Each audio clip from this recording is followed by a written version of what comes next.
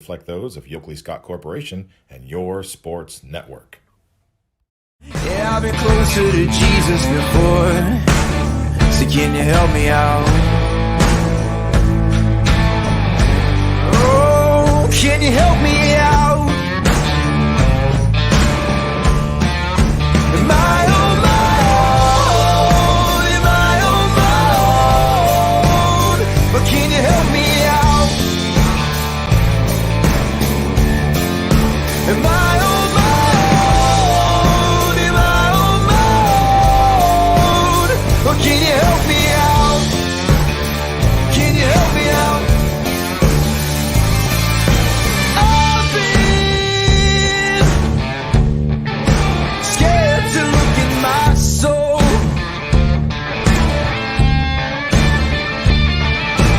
I've been afraid I would follow the road. Yeah, afraid of the things I've been told. Welcome into a Monday edition of Running Point, brought to you by Greenwood Chevrolet in Austintown. We definitely hope that you had a good weekend. Anthony Hartwig alongside Ty Bartell. Ty, did you have a good weekend? I mean, as great of a weekend as we can as previewing football. We did all that last week. We're going to do it more this week as we're slowly approaching, but only a couple more Fridays to go. Only one more Friday to go, if I'm actually right. One Friday, and One it's Friday, exciting, and Thursday's coming up too. and you get an exciting appetizer this week with Friday Night Football.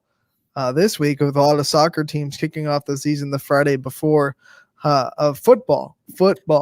We had a lot of high school sports, golf and everything starting up last week. We're getting into the full swing of things for fall sports here real soon. Yes, we're very excited. We have a good show on the docket today. We continue our football preview with the EOAC as we dive into that conference to preview every team in that realm. We also have Dana Bolish on the MPVO Heating and Air Conditioning phone line coming on at 1 o'clock. Following him at 1:30, first player interviews on Running Point as we welcome in the newly appointed Fitch volleyball captains, senior Alessa Leskovac and junior Jocelyn Jordan. That should be a real fun one as well, as we hope to get more and more players on the show as the year goes on. So a fun show today. And want to remind you that the comments are live, whatever platform you are watching on, Facebook, Twitter, Twitch, or YouTube. You can comment, and we will bring it up, and we'd love to hear from you. Also, the fan line from MPVO Heating and Air Conditioning is open as well, 330-886-0813. And give us a call. We'd love to hear from you, whether it's comments or on the phone line. Ty, let's begin the EOAC. Let's start with the Latonia Bears coming off a season that was really great for their program to see some success. They finished tied with two other teams at the top of the EOAC, but they still get to say that they were EOAC champions. Yeah, the other two teams you're referencing to, Anthony, is United and Southern Local. All those three teams were 5-1 to finish the regular season. Going into playoffs, United finished 7-3, Latonia 7-2, and Southern 5-3. Looking at the Latonia Bears, though, going into this season, their offense is going to be pretty exciting to see. As we do know, they went into last year 5-1 in the regular season, but their offense was one of those teams that averaged over 30 points a game. So a very high scoring and productive offense. Losing a few pieces on offense, though, it's going to be interesting to see what this Latonia Bears offense is going to be made of. Losing guys like Marco Ferry, which was a huge piece for that Bears offense. Jordan Baker at wide receiver, a few guys on offensive line like Mason Mellinger, Gannon Shepard, Braden Duco, guys like that, as well as Dylan Lennon, their quarterback last year. So there's a lot of pieces that are missing. They're returning some guys that are going to be interesting to see, though.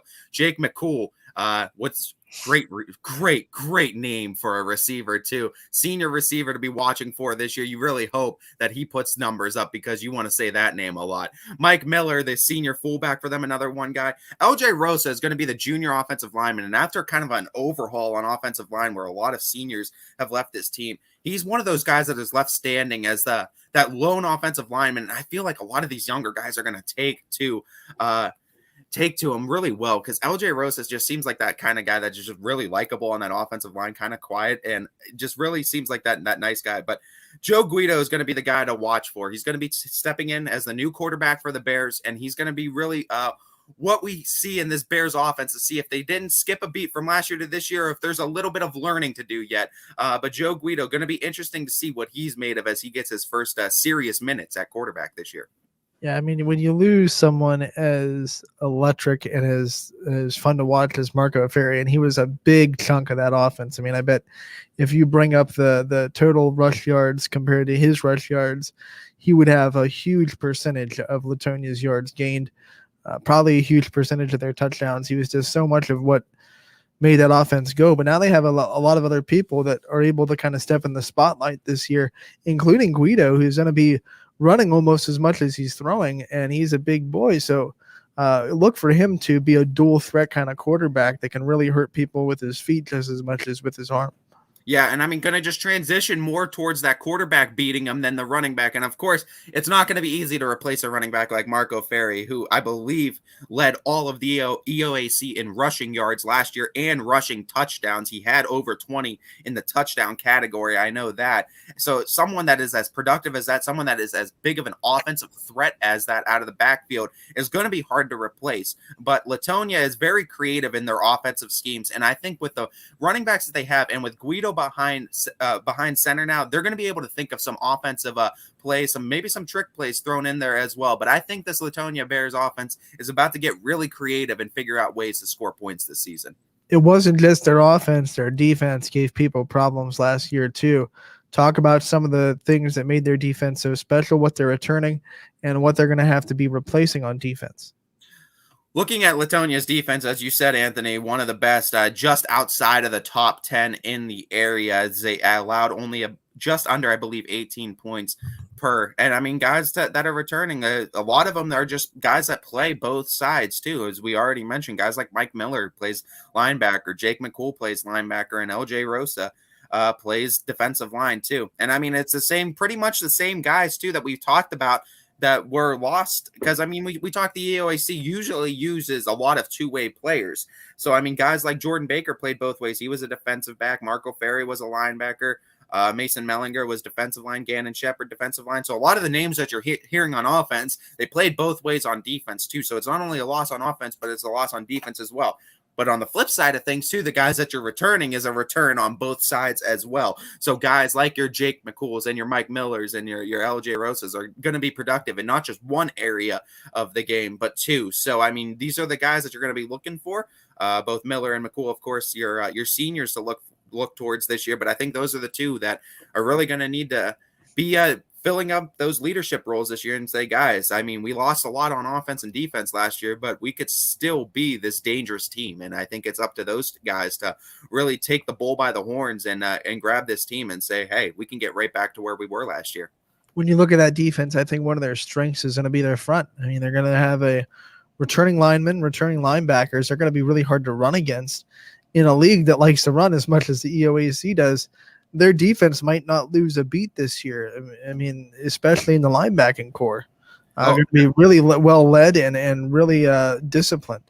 Yeah, and I mean, Mike Miller is really going to be the guy to watch for that. I wouldn't be surprised if he breaks 100 tackles this year. Came very close to it last year. Just came, I think, a few shy. Now he'll have 4 more games. You know, yeah. 10 games slit. You might as well lock in 100 tackles for him.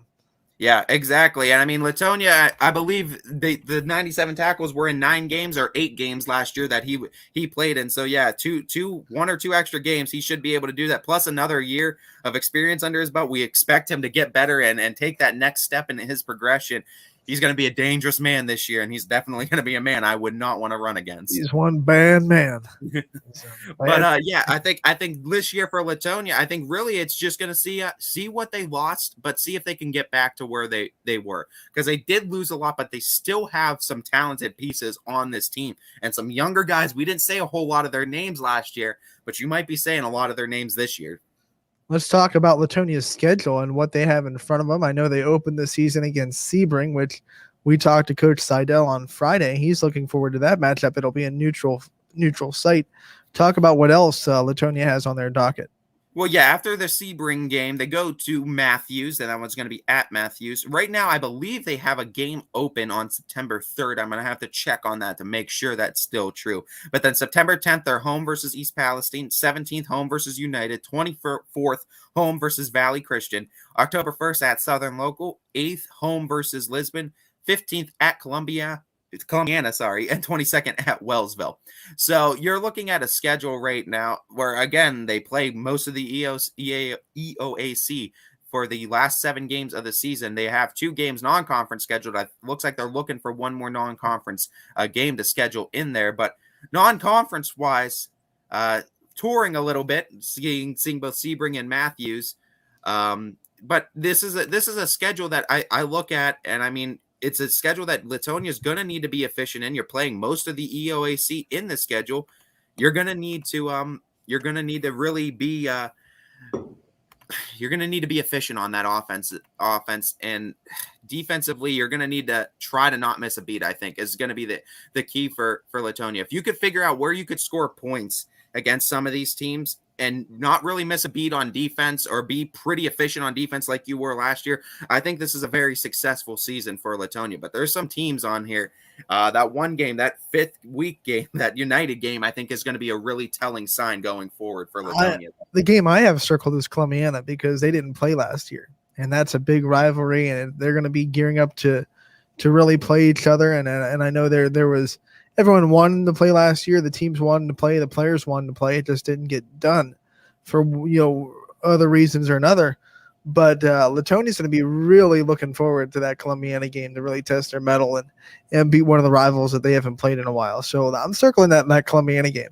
Especially with it taking place October 15th, a week 9 game too, right before the end of the season. I mean, we talk playoff implications. I mean, we know how these teams were last year, and Latonia, we'll have to see if they're taking that step forward, if they're staying where they were, if they take maybe a little bit of a step back with everything that they lost last year. Going to be an interesting season, but I definitely think that game's going to be big. I already said that September 17th game versus United. I think you're hard pressed not to mention the October 1st game at Southern as well. Latonia, United, and Southern, the 3 teams that tied for the EOAC last year. I think you got to be looking at those games and really just see how these teams compete against each other all throughout the schedule. The thing about all 3 of those, they're all losing pieces of the puzzle that made them really good last year. So it'll be interesting to see which program kind of navigates those waters the best and puts their best foot forward. All 3 are coached by very good seasoned head coaches. We don't expect any of them to struggle with been there, done that, because obviously this is what high school is about. Every year you lose seniors that were special. You have to kind of bring the next man up. So these coaches aren't going to miss a beat, but it's going to be interesting to see which team can, have the next guys step up into bigger positions this year, and which teams take that first step in the EOAC. I think that's always the biggest key too, because I mean, a coach can only do so much. A coach can put you in the best position you can to win. He can only take you that far. It's up to the players the rest of the way. And really, it's like you said, Anthony, how many players are ready to take that next step? How many of these young men and women are ready now to take that next step and fill those leadership roles? We're not just talking football. I mean, that's all sports too. But in just the confines of football, yeah, it's really what guys are ready to take that next step, either on offense or defense, and really lead their team and say, hey, this falls on me. We're gonna go and we're gonna play our hearts out, but I mean, a lot of this falls on me. It's me, and that's what it takes to be a leader. And I mean, it's how many of those guys around the area are willing to do that, and that's where you see those teams that maybe we weren't talking about, and those guys we weren't talking about last year. We start mentioning their names a lot more then. I love that you said that there's only so much the coach can do. Like I think more fans need to get that, no matter what level of sports you're watching. The coach could call the best play in the world. Still got to go be executed. You know what I mean? And sometimes it doesn't get executed, and then you see the coach get toasted on Twitter or something, and it's like, play call was great. He can't catch the ball for his team. He can't make a good throw for his team. Whatever it may be, there's only so much he can do. Or you can lead a horse to water. You can't make them drink, though. I mean, that's the perfect analogy for it, though. I mean, a coach can have the game plan in place. He could have the best culture. He could have the best philosophy.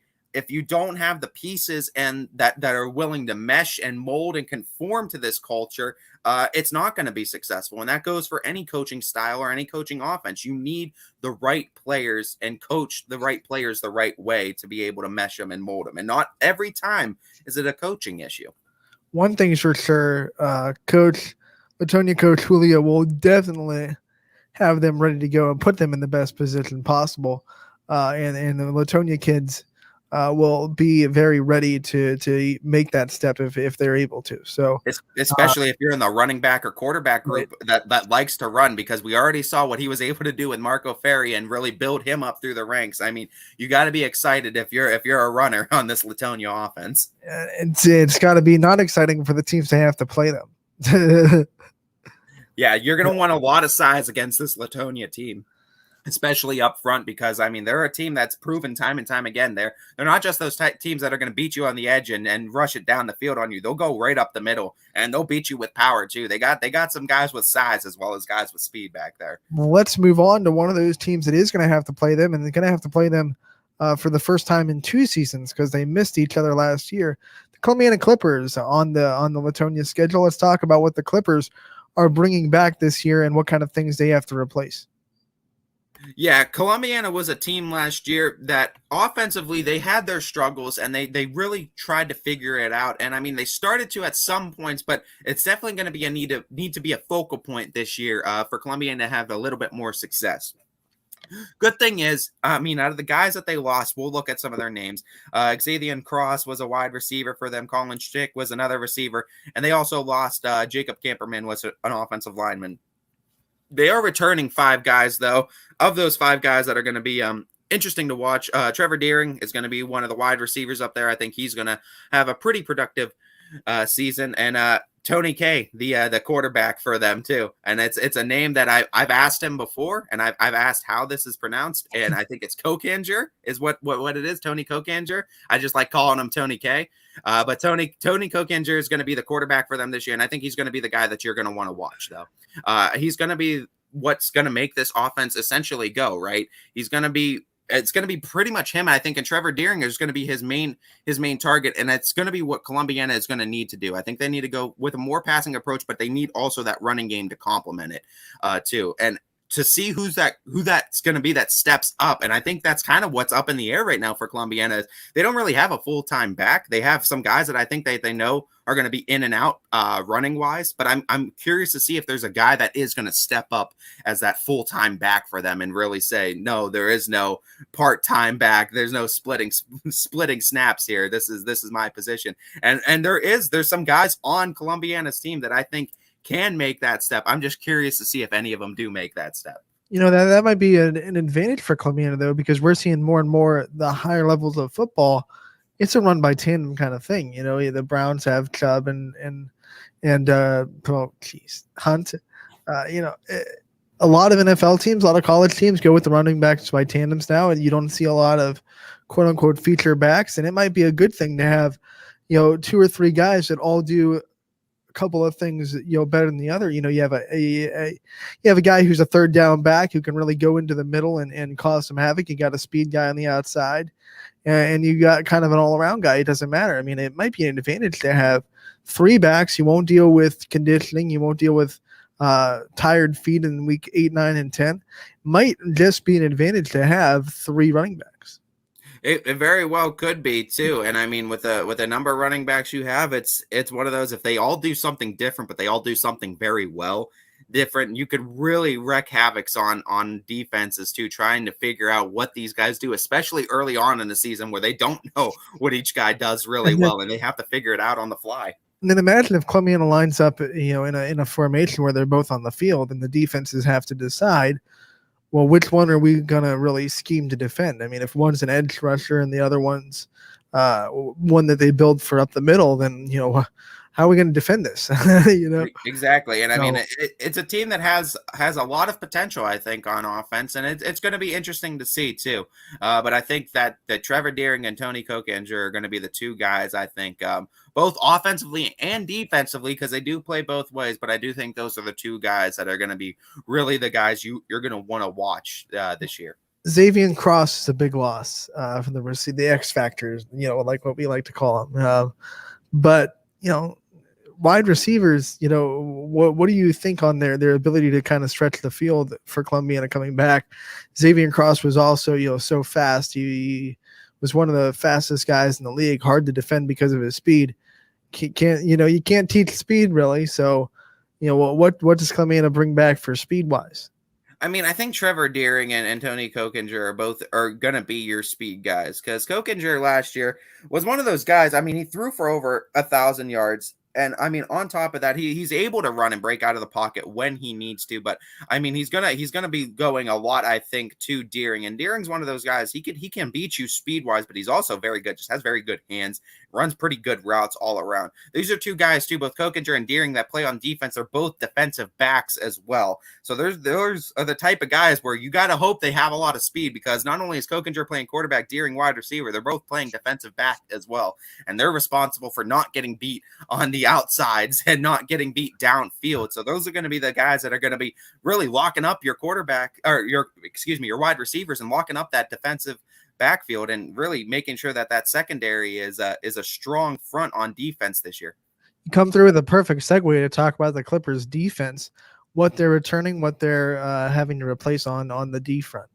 I mean, looking at this defense, it was a team that allowed less than 20 points per game last year. It was a very, very good defense. I think 4 games they went under 10 points per. So there was 4 games, I believe, on their schedule, which we'll have to look through, where they held their opponents to under 2 scores in the game. And that's incredible too on defense. And looking at what they lost, though, there's a few guys, because there was guys that played both sides and guys that played solely defense. Guys like Creed Green on defensive line, Jake Camperman defensive line, Chandler Parrish was a linebacker, Xavier Cross was a defensive back, Brady Dixon was a linebacker, Colin Schick was a defensive back, David Graff was a defensive lineman. So there was a lot of defensive pieces lost. I talked about Ethan Clark. He's going to be playing linebacker for them as well, both ways, as well as Trevor Deering and Kokinger are going to be both defensive backs.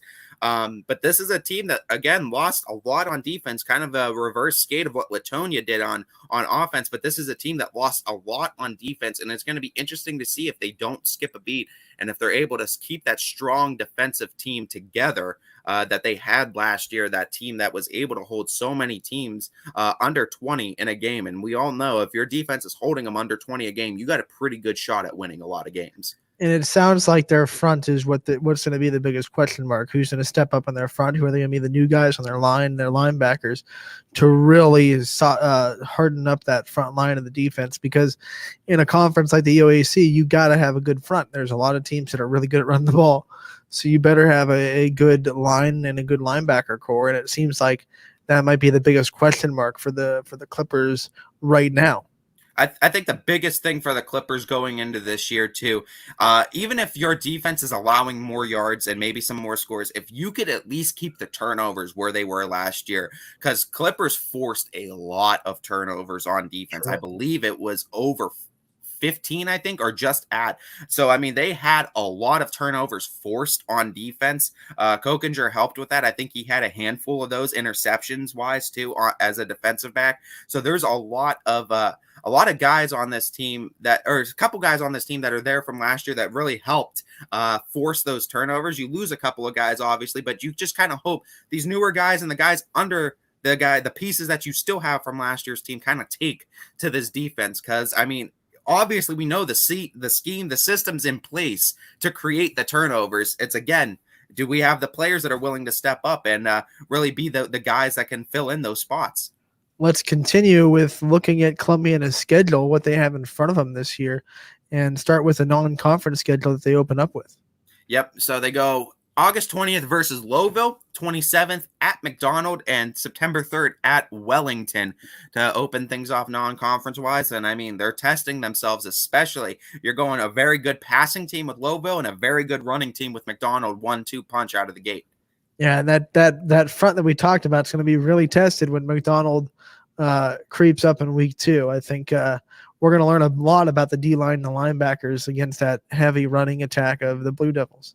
And just as you'll learn a lot about the defensive backcourt too, and seeing how strong that is, how good the secondary is against Louisville. So I think these are two games that, I mean, aren't really a bad schedule. They're early on in the season, first two games, and you really get to test both sides of your defense early on and see really where they are, how they are against some of the areas best, and what needs improvements. And Wellington is a new team on the schedule. They had to fill that week 3 spot. So, playing a team that you weren't coming into the season expecting to play, probably scrounging for some film in the next couple of weeks, getting ready for them. And that'll be interesting to see how the Clippers kind of deal with that change. At least it's week 3. It's not a change to week 1, so you're not scrounging for your week 1 opponent. So they'll have plenty of time to get as much information as possible on Wellington and be ready for that trip. They're going to Wellington too, which is probably, I think, a little bit of a hike from Columbiana, if I say so. Yeah. If I remember correctly. I believe so. I think Wellington, I want to say Wellington is a pretty far drive from Columbiana. I could be wrong, though. I don't actually know exactly where Wellington, Ohio sits as far as in conjunction to Columbiana. This is why we have iPhones. Exactly. But as we're talking about Columbiana's schedule, though, Louisville, McDonald, and then at Wellington, I think the first 2 games of the season is really going to prove to be how mad exactly Columbiana is going to be about that late schedule of Wellington. I think if they're 2-0, they're not going to really care too much about it. 0-2, they're probably going to care a lot about it. 1-1, maybe not so much. But I do think those 3 games non-conference wise are actually really good schedules, though, for Columbiana, because I think they're really going to be those 3 games that are going to test this Clippers defense, a defense that lost a lot last year, but a defense that has a lot of pieces that is willing and ready to step up, I believe, and see if those guys are able to step up this year. According to my phone, I mean, Wellington is, let's see, it's southwest of Cleveland, if it's the right Wellington. I mean, unless there's 2 Wellington, Ohios. There could be. It's almost a 2-hour drive from Columbiana. And drive times too. You got to talk about the drive there and drive back. So you're looking at 4 hours of driving in a day too. That's dreadful in itself to have to do that. When you have to replace someone late, you're not really blessed with the opportunity to handpick where you're going to go. I mean, Jackson Milton has to go to Toledo week 1 to replace all the way across the state to play week 1. And they'll play at the University of Toledo, which is a fun consolation prize. But still a trip that they probably didn't foresee when they were scheduling their 2021 season. At least it's week 1 of the season, and at least you guys are going to be healthy for the most part, and they're not going to be bruised from the weeks prior to, and not going to have those aches and those little bit of pains too going into the season. So I mean, at least you don't have to worry about that drive and having to dread that during the season when it's cold out, especially.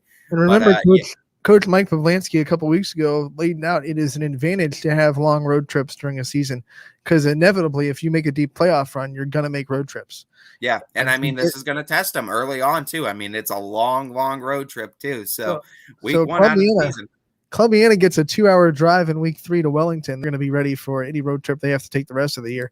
Talk about their EOAC schedule and how that shakes up. They open up with Wellsville home on September 10th. They play Southern Local September 17th, United the 24th. All those are home games, and they go at Valley Christian on October 1st, at East Palestine October 8th, home versus Latonia the 15th, and at Lisbon on the 22nd. And I mean, just looking at those games, I mean, they have a pretty good advantage of having that 3-game stretch of Wellsville, Southern, and United at home. Those are going to be 2 teams, I should say, in Southern and United that were tied for tops in the EOAC last year. So these are 2 teams that you expect to be competing again for the EOAC this year, and really kind of get to see where you match up against some of the EOAC's best, and if you can make a run at it yourself if you're Columbiana. Yeah, I'm looking at that Southern game because the first 4 weeks of the season, probably toss-up game for Columbiana. They could win those games. You definitely have no problem seeing them come into week 5 like 4-1 or I would say 4-1 wouldn't be unheard of record to come into week 5. That's going to be a big turning point in the season. I mean, if they beat Southern week 5 and all of a sudden they're 4-1, then they have a lot of steam going forward. But if they drop Southern, now they're 3-2, and you don't really know, how the rest of the season goes with what's after that game. Yeah, I mean, I agree too. I mean, it really does matter too that non-conference wise, those 3 games you play, because it seems like a lot of these teams are scheduling up and they're playing tough competition those 3 games. So they're going to be teams you're going to really need to play well against, and you got to hope to at least get 1 win. You would love to get 2 or more. Obviously, you want to come out with a winning record, but if you're scheduling up and trying to get some computer points too. Some of these teams we know are scheduling even up divisions, trying to get those computer points early, and that's a strategy in of itself as well. Going to be interesting to see because a lot of these teams are at least playing very tough opponents, non-conference wise. It seems like. And we already talked about the Latonia matchup, but the Columbiana United matchup is always a thriller. So I'm very looking forward to that one as well. 2 teams that are a little bit more pass happy than the rest of the EOAC. Columbiana United probably throw it most in the conference. So we'll see them kind of maybe be the best chance for a real barn burner when they square up. I agree, and I think it's going to be definitely a fun game too. Middle of the season, end of September game. It's going to be fun. It should be warm, weather providing. It should. You would hope that it's a pretty clear skies because you want the fireworks that are going to come with this because there's going to be a lot of offense you would expect in this game. Fireworks at Firestone. That's what we're looking at. Remember, we talked about that with the Louisville game. That's exactly what it needs to happen too. But the Louisville's coming in week 1 to Firestone, and let's just say. Firestone Park might be one of the coolest venues in the area because of what they're able to do with that field, what Firestone lets them do. It's not on Columbiana's property, but it is absolutely Columbiana's football field. They always have a really great 50-yard line logo on the 50. Their field always looks great, even though it's grass. It's not sloppy grass. It's really nice, well protected grass. And I think it's just one of the coolest Friday Night Lights place to watch a football game. It's essentially, to me, I compare it to Bob's scene with baseball and in the football realm, and it's the field house in the basketball realm. It's just one of those places in the area that just it feels a lot more special when you enter into it. This is not a normal football field. It doesn't feel like a normal high school football field or a high school football game when you walk into it. Same thing with the field house and same thing with Bob's scene park baseball wise. You walk into these parks and you just know they feel different because of everything that's gone on in them and who's played in them as well.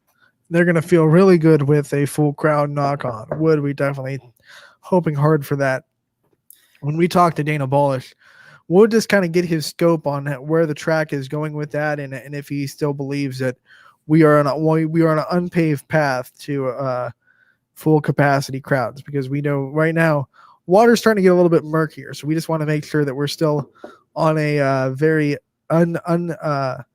paved path towards full capacity crowds. We're not afraid to ask the tough questions, huh? Not afraid to make sure we have the answers we need going forward to make sure we have a full schedule of sports on the plate. Dana's a veteran. He knows that he can hit the tough ones. Yeah, and I mean he does a great job with us too. I mean, he doesn't put on a front either. I mean, he tells you just how it is, and that's one of the things you could definitely respect about Dana. He tells you just how it is. And yeah, it's sad he can't hear you, so we'll have questions from you. I'll be your proxy a little bit. Anthony's going to be my voice for today, asking the questions to Dana Balish. So that'll be fun. Coming up at 1, we'll take a quick timeout. On the other end, we'll continue more previews of the EOAC football conference next on YSNLive.com. Brought to you by Greenwood Chevrolet in Austintown. Don't go anywhere. We'll be right back. At Greenwood Chevrolet, shop with confidence knowing we're ready to go the extra mile for you. With the largest selection of used vehicles in the Valley, backed by the Greenwood Advantage Warranty. Only at Greenwood Chevrolet. New things happen all day. Some are good, some not so good. In today's complicated world, while you're busy working, playing, and living life, we're busy helping you make sense of the day's news. And there's only one place where it comes together with clarity, context, and accountability. It's 21 News at 6 with me, Madison Tromler, and Derek Steyer. 21 News at 6. It's what the day's news really means to you. Welcome home to a home made homier with Baird Brothers Fine Hardwoods. Inspiration starts at BairdBrothers.com and is turned into reality when high-quality hardwoods are delivered right to your home. Baird Brothers has the latest design trends, shiplap and skinny lap interior siding, antique oak rustic flooring, and, well, you'll find them all at BairdBrothers.com. Ordered easily, delivered conveniently, enjoyed comfortably. BairdBrothers.com. WRS Wealth Advisors, the area's premier wealth and retirement specialists. Located on South Avenue in Boardman. Hi, this is Jim Myers with Myers Family Insurance, your local Medicare and retirement resource. We're excited to have sports back. Whether you're on the field or cheering from the stands, sports unifies communities and brings hope for the future. We're all one team working together. At Myers Family Insurance, we know the importance of a great team. Our team continues to grow to help you with your Medicare and retirement needs. The annual election period is October 15th through December 7th. Now's the time to make sure your plan continues to meet your needs for the upcoming year. Call today. Hi, I'm Colin Chupa. And I'm Kelsey Clem from K-Squared Marketing. Our boutique marketing firm specializes in media planning and buying, public relations, event marketing strategies, and strategic sponsorships. We can integrate our services with your existing game plan, or we can be your entire marketing team. Your goals, our game plan. Let's win together. Call K-Squared Marketing at 330-623-2730 or visit ksquared.marketing to learn more. Welcome back to Running Point on ysnlive.com, brought to you by Greenwood Chevrolet in Austintown. They go the extra mile for you. Want to remind everyone watching that the comment sections are live. You can comment on whatever platform you're watching on, whether that be Facebook, Twitter, Twitch, or YouTube. We'd love to hear from you. Also, the MP Vivo Heating and Air Conditioning fan line is open, 330-886-0813. We would love to hear from you either way. As we bring back Ty Bartell, let him back into the fold here as we continue our EOAC football preview. Let's venture down into Lisbon and talk about the Blue Devils, what they have returning, and what they're looking to replace come 2021. Well, Lisbon was actually a very interesting team last year because the quote-unquote regular season, the first 6 games of the season, they struggled a bit, a 1-5 record. But the after season, the postseason, and if you got eliminated from the postseason, you could schedule those last few games too. They did really well. They actually ended up finishing the season 4-7, playing 11 games. So ended up getting 3 wins in the last few games that they played. So really kind of turned it around towards the end of the season, and actually offense figured it out. They were the 4th highest scoring team in the EOAC, averaged just over 22 points per game. And I mean, the Blue Devils were a team offensively too. They're returning a few starters, 5 starters from last year's team, and a couple of them are going to be young guys. Hunter Daly on the offensive line is going to be a guy I think to watch for. Tyler Palmer going to be on the offensive line as well. Ryan Preston's going to be their senior offensive lineman, but there's 3 guys right there that is like going to be the core, I think, on that offensive line, and is really going to provide a lot of protection this year for Trevor Sifke, the quarterback for Lisbon this year. He's going to be a sophomore. He's very young. They're putting him into a system very young, but they want to put this young guy into the system because they want him to come up through the ranks. They want him to learn and get better each year, and they think he's the guy to start as a sophomore too. And hey, man, this is the time to do it. They have also another good fullback too, and Ryan Stauffer. That's going to be interesting because they're going to use him in a lot of blocking schemes too. I think Trevor Sifke is going to be used a lot too in running schemes, and you got a nice blocker in Stauffer up front that's going to get you those lead blocks and really create a little bit more open gaps for you and let you get a few more yards down the field. Yeah, and Lisbon was a team, even when they were struggling, and like you said, they were 1-5 for the first 6 games. There were a lot of games in that stretch where they were competitive for at least a half of the game, and they just couldn't keep up. But you could see there were things there in the team. They weren't just lost in the water.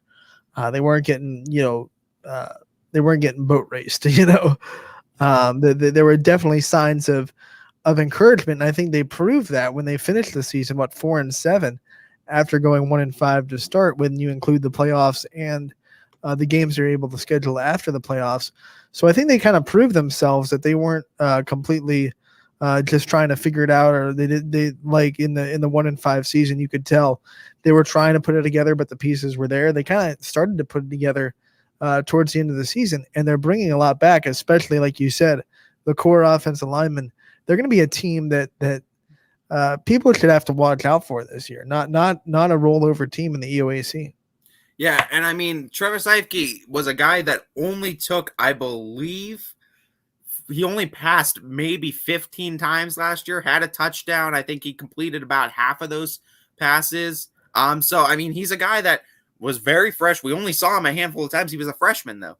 So, I mean, coming into the sophomore year, I think this is really going to be interesting to see because he's coming into his first year as a starter. So now it's big time now, kid. And you're here as a sophomore. Not many kids start as a sophomore quarterback, too.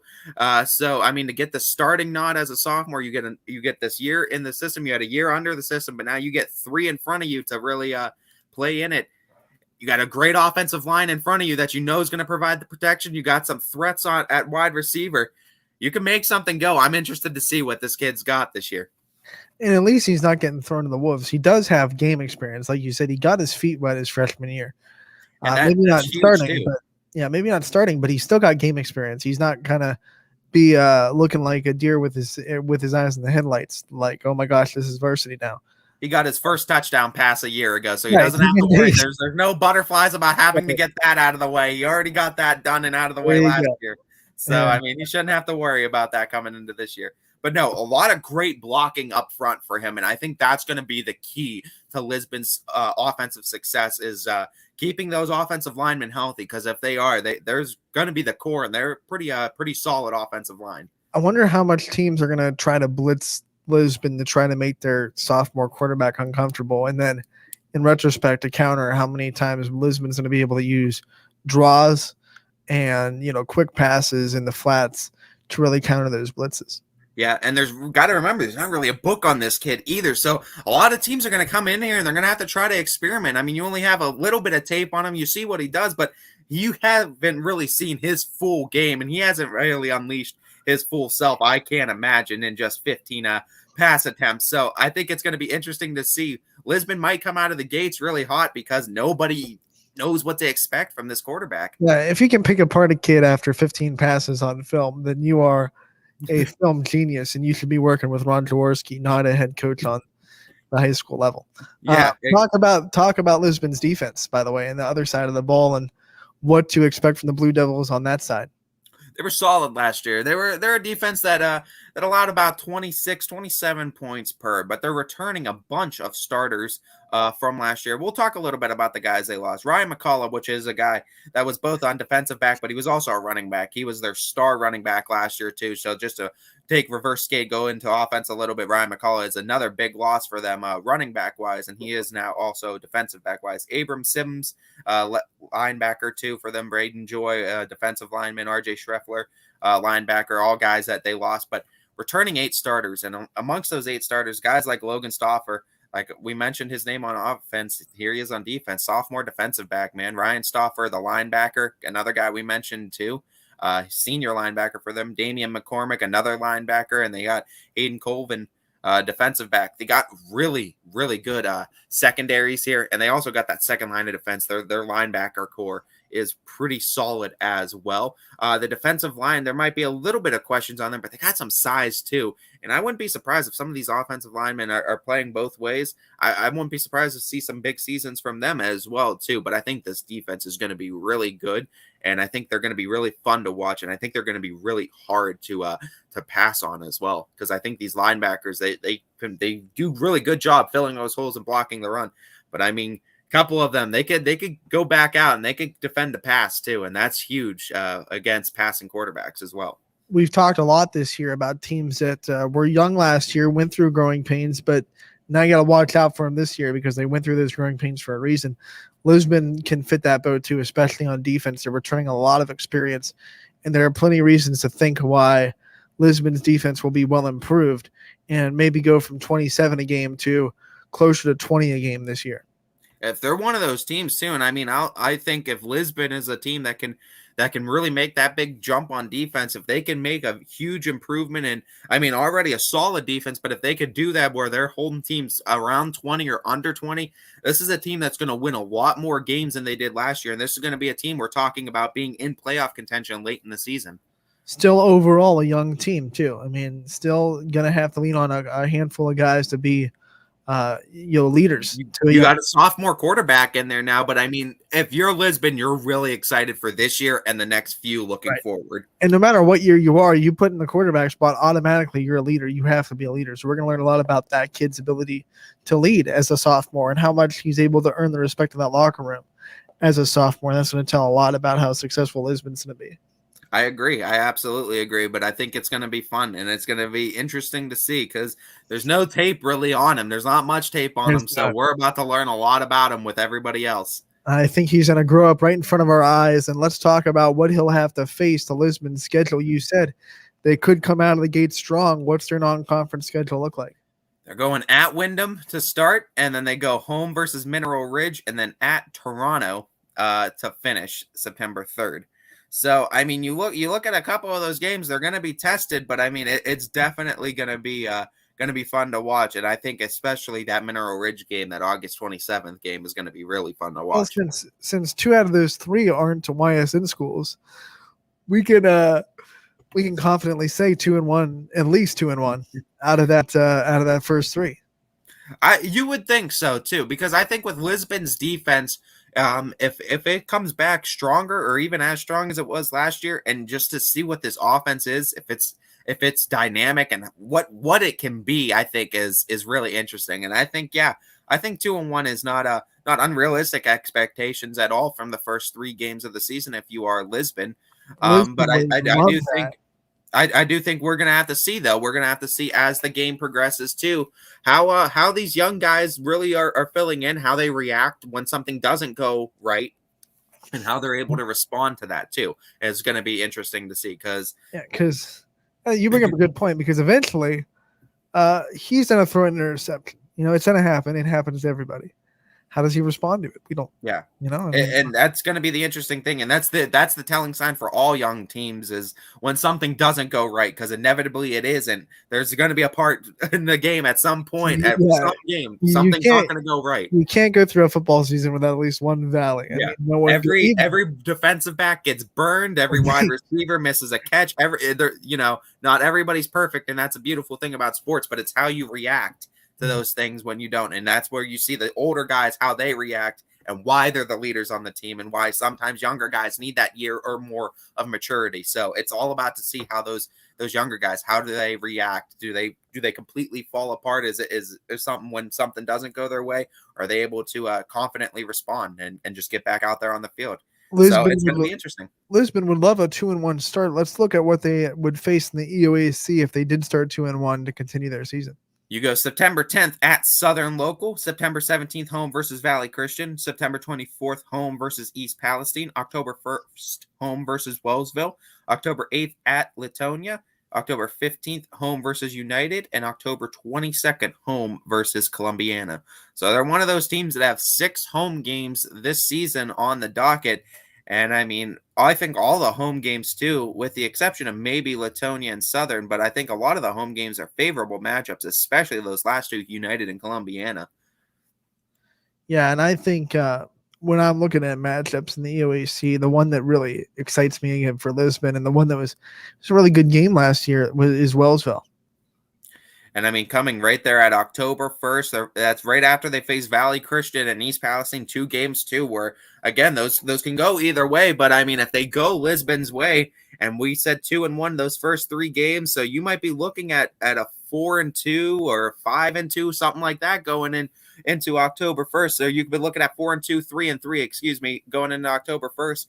3-3, this is a telling game for the playoffs, because you win this game, that's 4-3, and you have a pretty good shot looking at the last 3 games that if you win 1, maybe 2 of those, you have a good shot. If you're 4-2, this almost guarantees you a spot or a chance in the playoffs if you get this, and this is win number 5 for you. Right. I think 5 wins and 5-2, unless there's an implosion, you're pretty set for the playoffs.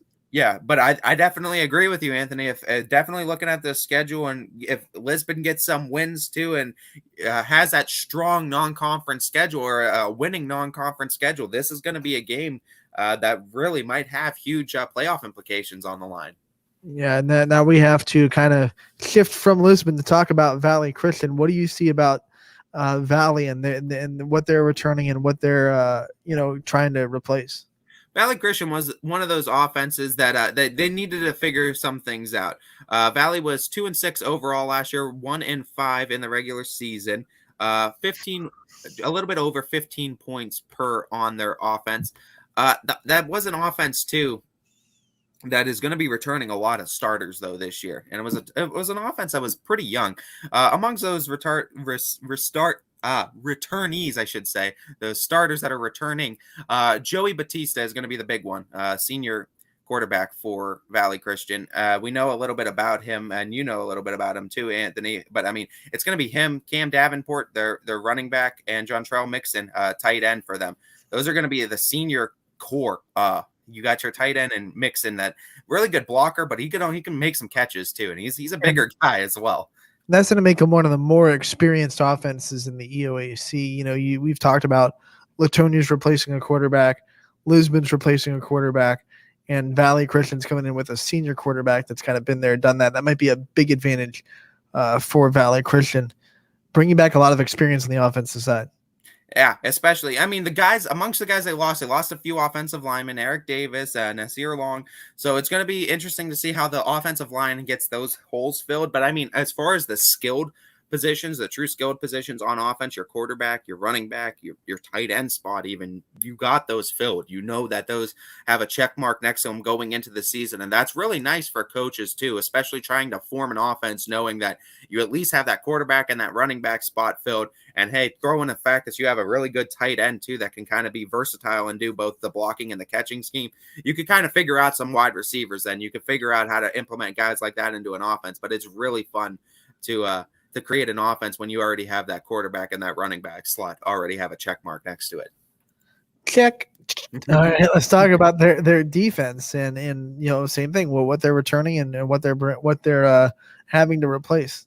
I mean, it's a lot of the guys that started on offense are going to be starting on defense. So you're going to see a lot of pretty much the same amount of starters coming back on defense. And it was a defense that did pretty well. They allowed just over 20 points a game. I think about 21 last year. So it was a defense for sure that was dynamic and definitely good enough to keep them in a lot of games. Among those guys that I'm looking at, Raquan Bell, a defensive back for them that has a lot of speed. Jontrell Mixon, as we mentioned earlier, playing a tight end, but he plays also defensive line as well, if that tells you anything about his size and aggression. Vashawn Gurley, too, junior linebacker for them, is going to be huge. On Qual Pabelin, another linebacker. They have a couple of junior linebackers that I'm excited to see, but they got spots again, Anthony, a lot of just spots checked off on this defense, and it's in all facets of it too. You got a really good guy on defensive back. You got solid pieces on the line. You got solid pieces at linebacker.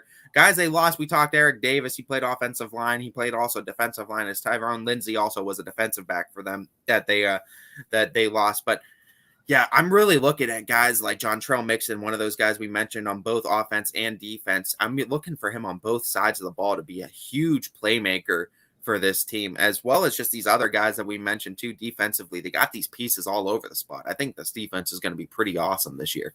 I got to tell you, the Valley Christian was one of the early previews on the Muscle Connection High School football previews from WFOJ.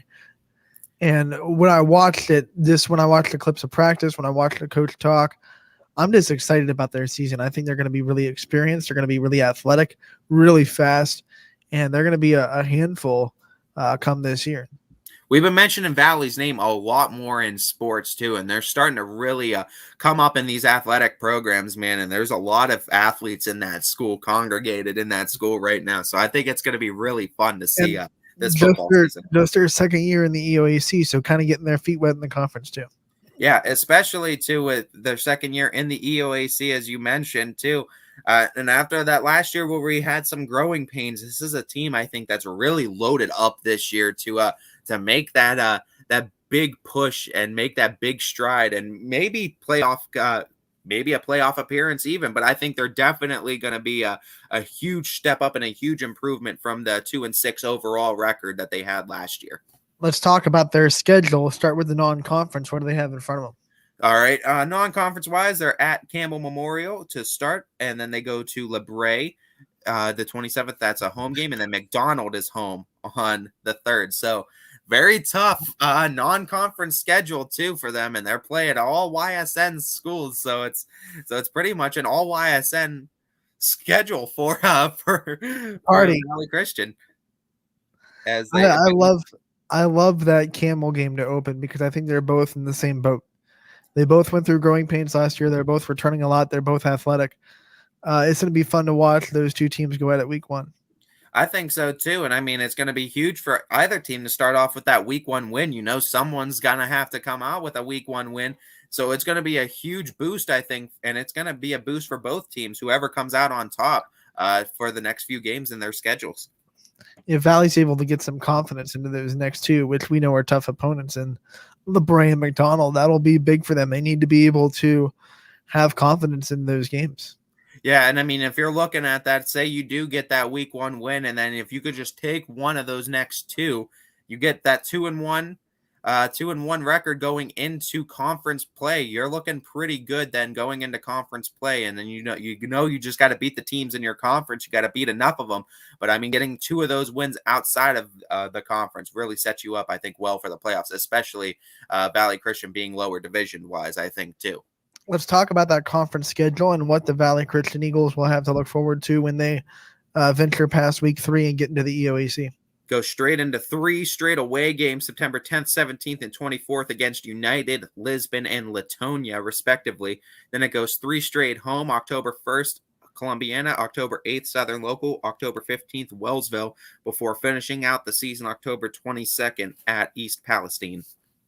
Honestly, I think that road stretch is going to be the make or break time for this season. Probably, too. As like first we 3 said, games all on the road against tough opponents, that's going to be make or break time. If you're 2-1, like we say you're 2-1 after non-conference play, those are the 3 games too. You kind of want to finish at the very least 1-2, so you're looking at 3-3 after 6. You could kind of really make your schedule, then make your trip to the playoffs. However, you need to get 2 wins. You need to get 3 wins. You know what's in front of you though, but. Yeah, that away stretch against 3 teams, United's going to be in the mix of it. Latonia's going to be in the mix of it. Those are 2 teams that were atop of the EOAC last year, and Lisbon's looking to make a big jump too. So I think that Lisbon game especially is going to be huge because United and Latonia, you figure Valley's probably still coming in as the underdog, especially being in the away team. So you're going to need to pull off an upset. That Lisbon is probably the most evenly matched game out of those, and I think, like we said, you might need 1 win out of those to be sitting 3-3. That might be your most competitive game or your best chance at getting that win on the road, as we know the other 2 are not going to be easy to beat on the road. And that makes non-conference so important because you do not want to be facing a hole going into those 3 road games. I mean, you come in 1-2 and you have 3 road games, then you probably want to win 2 of those.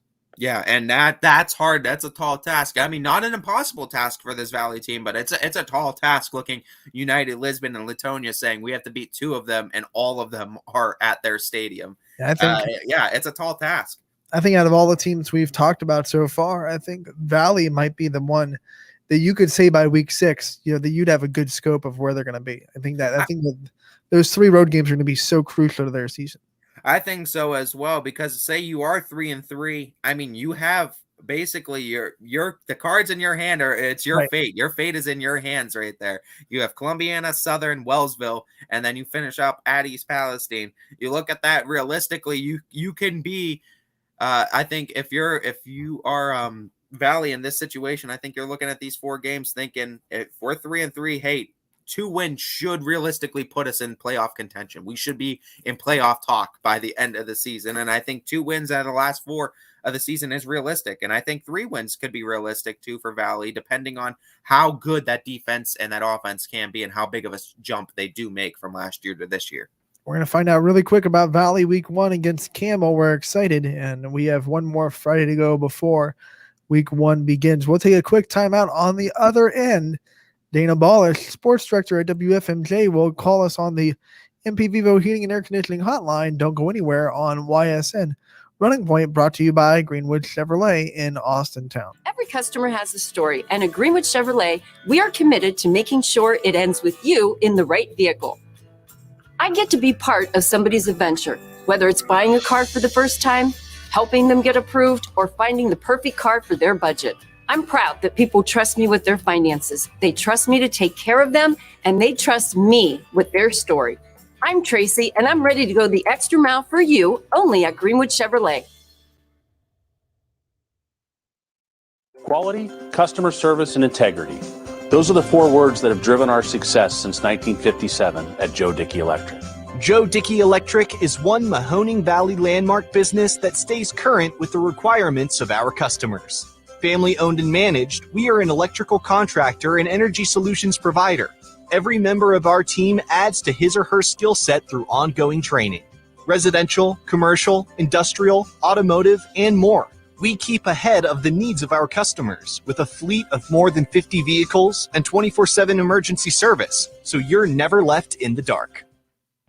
Jimmy Sutton here, Director of Isle, Purple Cat, and Golden String. We are happy to support YSN and 2 of my favorite people, Scotty Mincher and Super Dave O'Malley. We are an agency that provides services for adults with disabilities. We infuse humor, passion, and joy into their lives. If you know of any folks with disabilities that need our assistance, please contact us.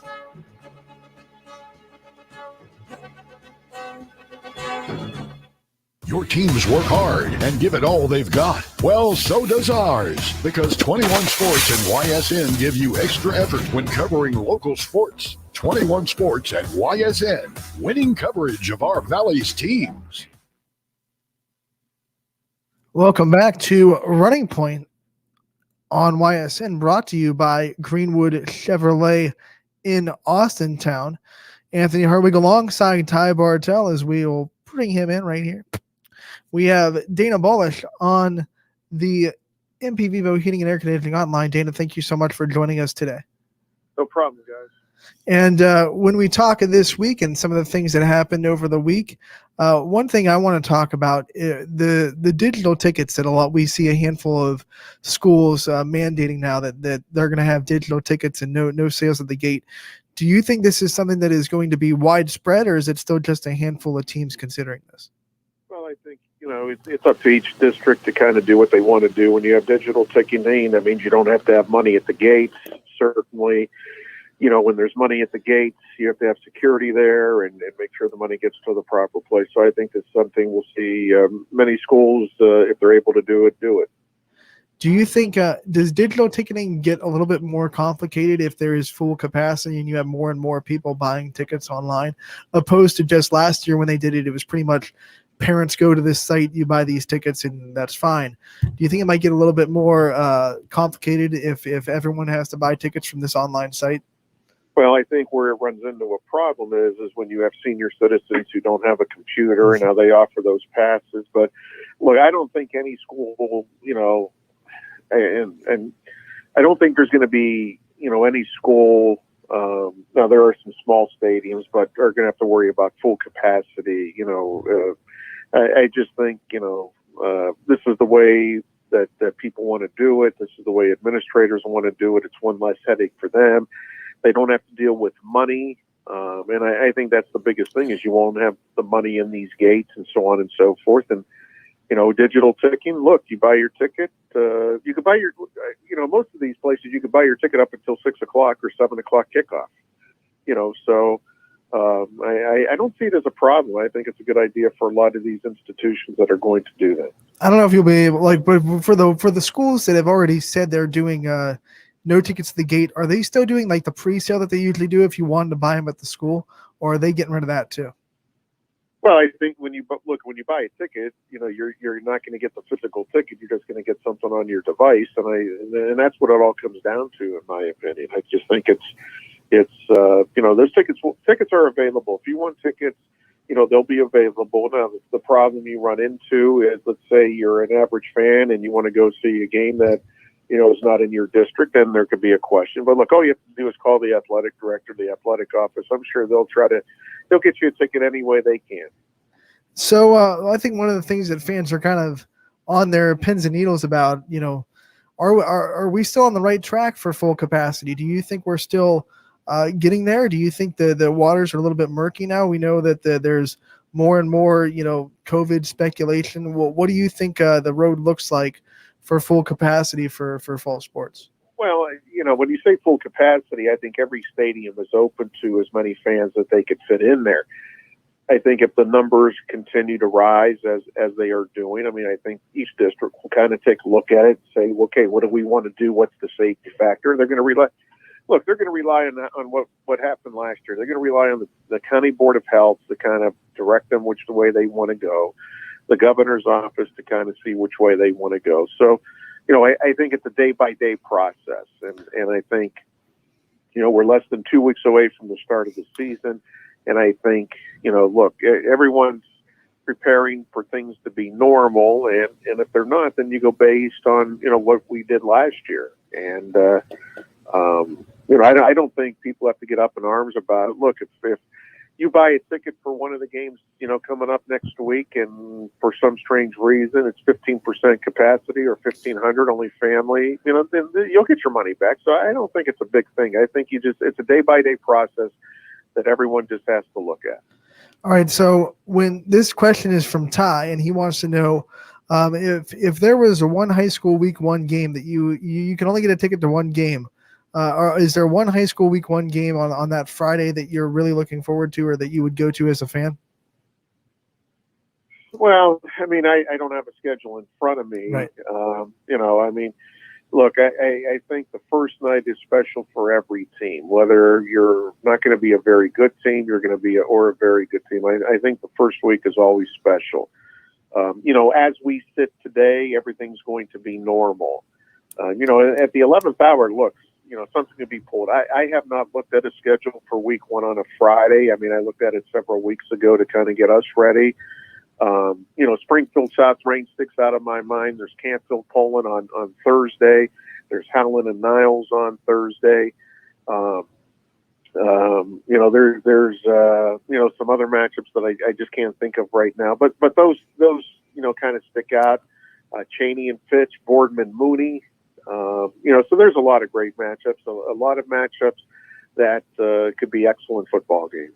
This Friday is the OHSAA's Friday night football plan, where they have the soccer season open the Friday before the American football week one season opens next Friday. How important do you think this is? We have a couple of area teams starting the Friday to get kind of interest in soccer and to put them on the limelight the Friday night before Friday Night Lights happens in the next week. Is this something that you see very positive and very proactive in getting people interested in the sport of soccer? Well, look, it's pretty simple that football is the most popular sport in the fall, and the Ohio High School Athletic Association wants to make sure the light is shined on soccer as well, and that's why they do that, and I give them credit for doing that. But and again, just in the world we live in, and with social media, I have not seen anybody talk about the start of the soccer season and you got to go see this team and this team play. What I'm seeing is there's this football scrimmage and you got to, and here's the football scrimmages. So, look, every sport we try to treat the same way. The OHSA tries to treat the same way. But, look, soccer starts and girls soccer starts, and those are great sports. And, they should get their just due. But is it on the level of football? I'm not sure it is just yet. I think it's very smart that being said, to use football as kind of a lead-in to the other sports, saying, hey, we're doing this to kind of lead you into the football season. It's kind of smart marketing from the teams that decide to do that. Talking about you guys and getting ready for the fall season at WFMJ, what kind of things have you been doing to prepare for work to get all of a sudden really busy? The summer is a little bit slower than most, but now all of a sudden fall sports getting kicked back up again. What kind of things have you been doing to prepare for the season as a team at WFMJ? Our high school football previews continue. We'll see, excuse me, when the soccer schedules come in, we'll try to get to as many of the soccer games that we can during the week, and volleyball and anything else that comes up. The school season kind of signifies the start of all that. And, football's beginning a little bit earlier this year than normal. So, football kind of kicks things off. I know soccer starts this week, but, we'll prepare like we have every other year, just getting the schedule, seeing what events we can get to and cover, and certainly, wish all the teams the best as they head into this fall season. And we know that last Sunday was the last one without NFL football until February, as the preseason. Everyone kind of gets started this weekend. As a Browns fan, how excited are you for the NFL season to kind of finally be here and to start to see pro football on your TVs come this weekend? Well, look, when football season comes, it starts in this weather we're having, which is great, and ends in the winter. So I it's nice that football is upon us. Do I like to see it start? Yes and no, because that means summer is just about by the wayside, and we're getting ready for the cold season. So, I mean, preseason football, I don't know how exciting it is. I mean, for the diehard fans who go down every roster and look at this, I mean, the starters don't play. I mean, I'm in agreement. There should be 2 preseason games, to be honest with you. The NFL is back. Some say it's hard to watch the NFL. It's that time of year. We're in Northeast Ohio. The focus of the focus of what we do is the local sports. I mean, Youngstown State is, 3 weeks away from starting their season or just over. So, it's a fun time. It's a very busy time. And that segues right into my final question. The YSU Meet the Team was canceled. Are there any kind of plans to supplement that or try to do something that's equal to that, even though they can't do the Meet the Team like they would normally do? Or is there anything to kind of fill the gap that leaves that event was canceled? No, there's no plans. I mean, it was due to safety reasons, and certainly we could understand that. There are some, concerns in some coaches, high school coaches, and even some of the college coaches that I talked to, that if these numbers start to go up, what's going to happen? And I think everyone has to be aware of that. It's a common sense thing. The NCAA is asking that all players get vaccinated and be ready. High school hasn't gone to that level. It's a personal choice. So, Anthony, I think what we have to do is you just have to take it day by day, see where things play out, and go from there and adjust on the fly, so to speak. Dana, thank you so much for joining us this week. Have a wonderful week at WFMJ. And, hey, next week we're going to be getting ready for week 1. I appreciate it. Thank you. That was Dana Ballish, the sports director over at 21 WFMJ, joining us on the MP Vivo Heating and Air Conditioning Hotline like he does every Monday at 1 o'clock. We definitely appreciate all he does, not just coming on this show, but everyone at WFMJ for the partnership that we have with YSN. It's done wonders for our company. We couldn't thank those guys enough. Anytime we need something, they're able to be there, and vice versa. We're able to help them whenever they need help. If they need a highlight, or if they need like a call at the end of the game or something like that, we're there to help. It's a great partnership, and can't speak on it enough how proud we are to be partners with WFMJ, and how gracious we are that Dana Ballish is able to join us every week. So, Ty, I know you had to kind of sit and listen to that interview. We're trying to figure out how to get you a part of that technically and how to fix that technical issue. But what were some of your takeaways from that conversation with Dana? Well, I mean, it's going to be an interesting next few weeks is basically what I'm taking away from it. I mean, it looks like, there is still the imminent COVID that's floating around out there that we do have to be aware of, and we do have to keep our ears up for it. It does look like too. And I mean, as Dana said, it just kind of is just take a day by day basis. And that's kind of what we have to do. And right now it looks like we're going to have a full season, but right now to tomorrow that can change, and tomorrow to the next day that can change. And we don't know, but for right now we're going to treat it as if we have a full football season coming, and we're going to treat it as that tomorrow until someone tells us otherwise. So we're putting our blinders on at YSN because we don't want to talk about any of the stuff that could happen or might right now until it happens. It doesn't, but it does. It makes you keep your ears up and everything. It does make you. Everyone's going to be on edge until week 1. even past week 1, because the week 1 isn't like a, hey, it can't happen now, but everyone's going to kind of be on edge waiting for that shoe to drop almost because of what happened last year. Everyone's just kind of, I don't think we're at a point yet where we feel safe that won't happen again. You know what I mean? Like, I feel like all the fans in the area are sitting there like with their butts on the edge of their seat thinking, are we going to have full capacity? Are we going to be able to go watch our teams? And I think we're going to see really loud crowds week 1 and when the other sports start, because we're going to see fans that aren't taking anything for granted because they don't know if they'll be able to keep doing it, because like you said, it's a very fluid situation. And I mean, yeah, I mean, hearing and listening to what Dana had to say too. I mean, it's not that he's not giving one side of the story or another. I mean, he's playing the fence because it's just the same situation of not knowing. I mean, he's really in the same situation as all of us, where I mean, we don't know exactly day to day what everything's going to be. I mean, things are like constantly changing. We're always hearing different stories here and there. We don't want any of this to happen, and we don't want this to unfold, because that's a big part of not only our lives, but your lives as well as high school sports. So we definitely, fingers are crossed. We're hoping for a successful run, but yeah, with especially 2020 and how that played out with COVID and everything, you even hear the word COVID and it makes the hairs on your neck stand up because you don't want to think about it. Yeah. Hearing that name makes me shiver. Say it again. Yeah.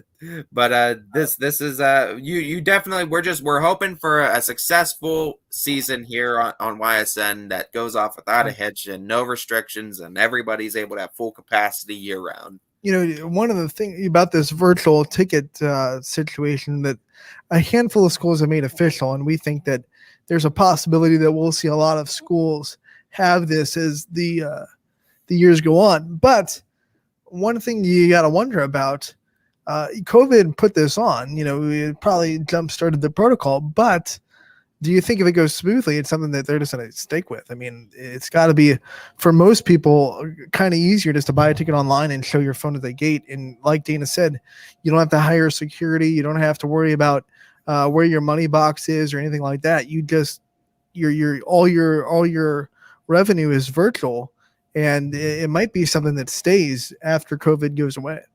Well, yeah, too. And I mean, the nice thing about virtual typically, too, is that if there is a situation, and I think that's why they learned from 2020, and I know you hate to hear it, but I'm going to talk about it anyway. They did it, I think, in case there was that 15, they go to that 15% capacity, and there is a shutdown at any point, because it's a lot easier to refund the people the money then that pay with card and everything virtually. And they know, hey, we didn't scan your ticket at the gate, send him his money back, and it automatically goes back into your account instead of trying to shuffle through and get the cash and make sure you have that and everything ready to refund it. They wanted to make sure that they have a plan in place to be able to get people their money back easily and efficiently without having to make them come and do face-to-face contact to exchange cash. We can now just go right back on your card. So I think that's it's going to be a lot more convenient for those people. But as Dana said, the senior citizens are going to be the ones that you're going to have to worry about how they're going to be able to acquire those tickets too. And I think that's a smart move by the schools to still offer the season passes that they're selling. And we've seen a number of schools already promote those.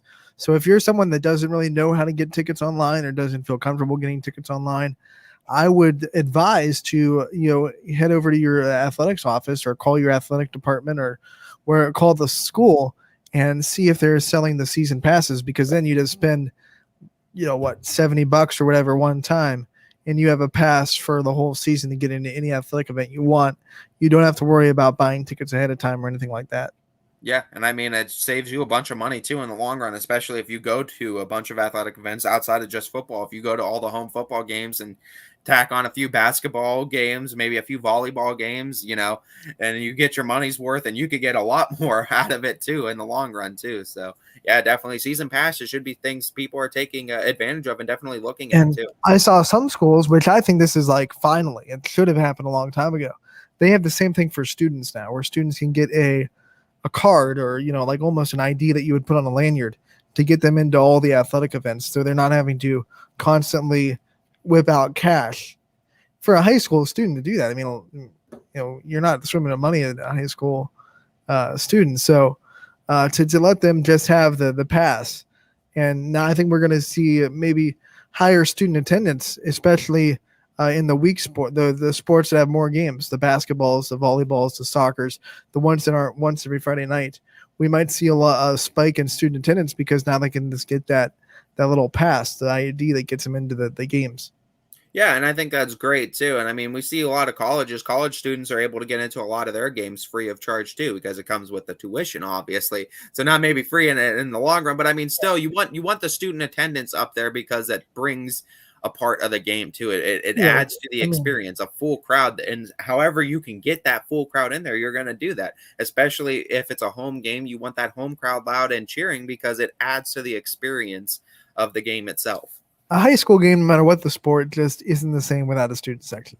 Exactly. It needs a strong student section and a good band for most sports. And I mean, a good rally, a good pep band. They come in and except for basketball, when we would South Range would bring their band every now and then, we would be set up in the mezzanine, and we would be right dab in front of that band, and it would be so hard.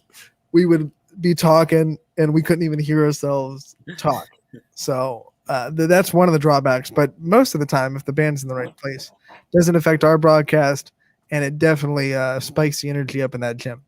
Absolutely, it absolutely does, and that's what you look to add to. And we've definitely noticed that because of COVID. I think how much the fans add to the experience of watching games. That's another thing. I mean, not only are we hoping for full capacity, but we're hoping that the visiting bands are once again allowed to travel to the away games, so we get full halftime shows instead of this the home band and then 10 minutes of silence. Yeah, exactly. So you definitely hope that we can have full capacity in both bands at games this year too, to have the full and true high school experience for sports this year.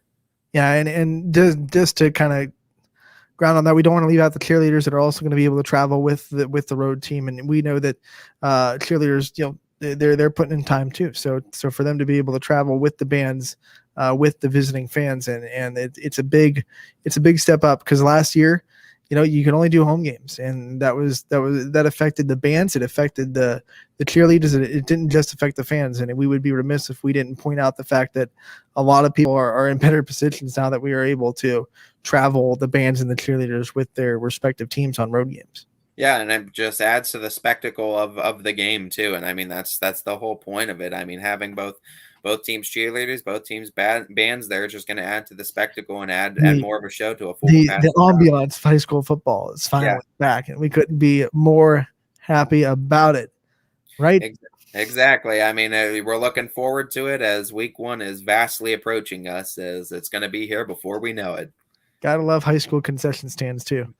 Oh yeah, absolutely. You go to I think Crestview and a couple other schools have the Baker's Dairy. Oh man, if you haven't had Baker's Dairy milk yet, have to go out to a Crestview game this year. You got to. If you can not, I'm so jumpy, and that cannon gets me every time. Every time, even though when it's going off because they just scored a touchdown, it's gonna go off. Never fails, and that's why I tend to not go to Crestview games. Because the cannon keeps you away. Dang cannon! I'm gonna fall out of my wheelchair one of these times. We'll take a quick timeout. On the other end, we will get ready for the Fitch Volleyball newly appointed captains, Jocelyn Jordan and Alessa Leskovac, next on Running Point, brought to you by Greenwood Chevrolet in Austin Town.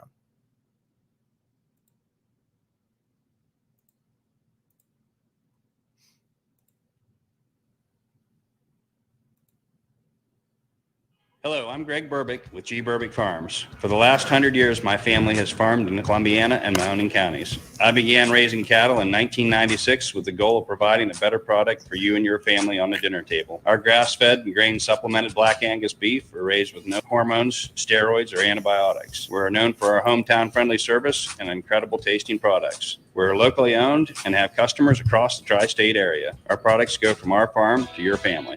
Stop by our farm on New Buffalo Road or visit us on the web at gburbickfarms.com. Don't forget to like us on Facebook. G. Burbick Farms. It just tastes better.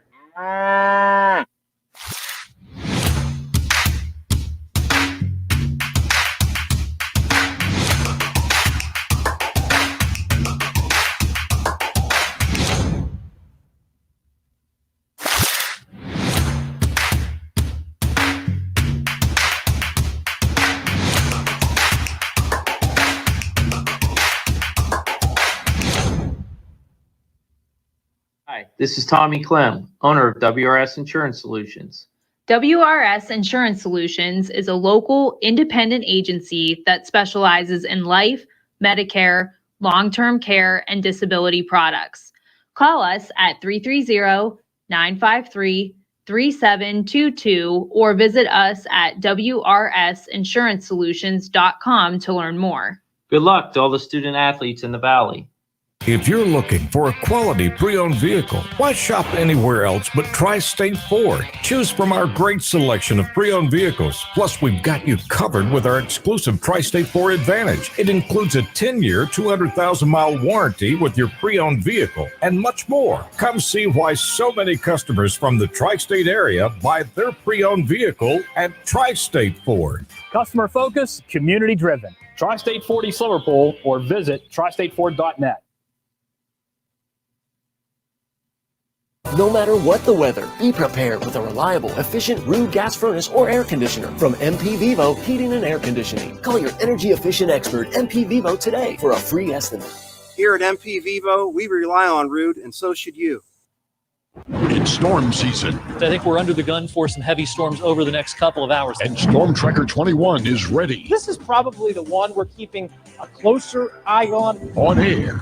And locally, we're going to have a lot of eyes on our area. Online. All right, let's talk high-risk futurecast and the timing of this weather. On social media and on our app. Rain will come and go tomorrow. There'll be some dry intervals. Stay ready with Storm Tracker 21. The severe weather threat now through around sunset this evening. Myers Family Insurance knows the importance of a great team. Our team continues to grow to help you with your Medicare and retirement needs. The annual election period is October 15th through December 7th. Now's the time to make sure your plan continues to meet your needs for the upcoming year. Call today.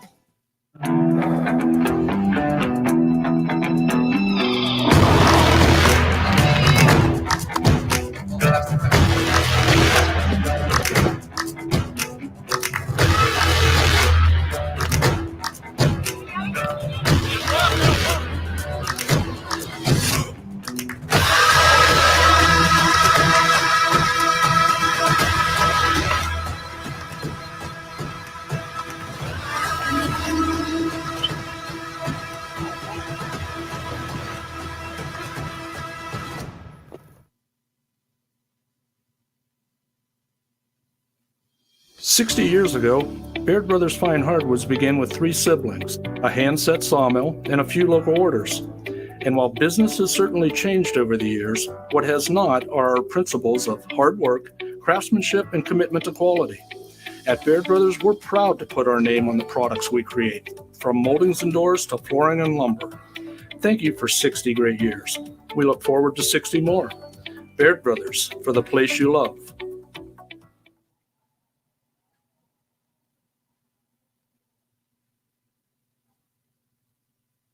When looking for home design inspiration, don't just be inspired, be Baird inspired. Whether new or remodeling, Baird Brothers has the latest trends like shiplap to refresh your home. Go from inspiration to installation with our wide selection of in-stock American hardwoods. From the rustic charm of antique oak to the warmth of traditional cherry, Baird Brothers has what you need to make your home inspiring. Baird Brothers, our family's heritage, your family's home.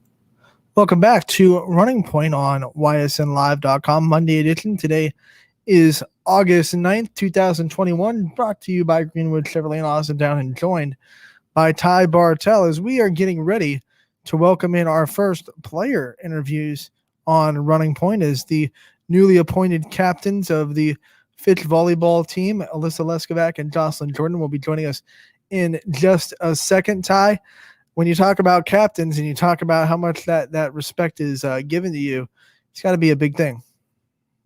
Yeah, I mean, especially too when you're a junior, just like Jocelyn Jordan's sake too. When you have when you're a upperclassman, but you're still a junior, to have that leadership role and to be appointed a captain, where you have basically this year, and then you would think probably next year as well. But I mean, you have that leadership position at a little bit younger of an age. So, I mean, that's huge too for her. And it shows a lot of confidence that the team has in her as well.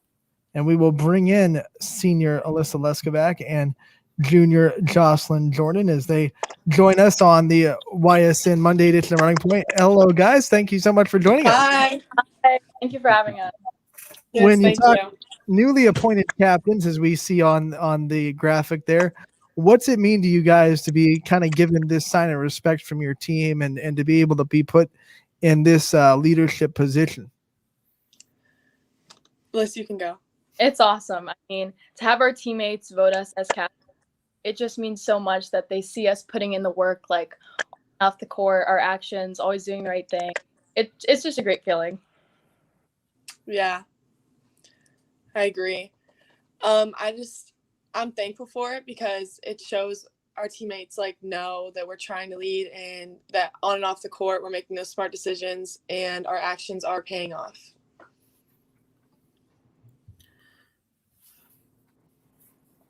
With you guys getting the nod of being the captains for the team, what kind of responsibility do you take in that for yourselves, for your team? Like, how do you now see yourself as a leader to this team? What do you need to do now as the leader for your team?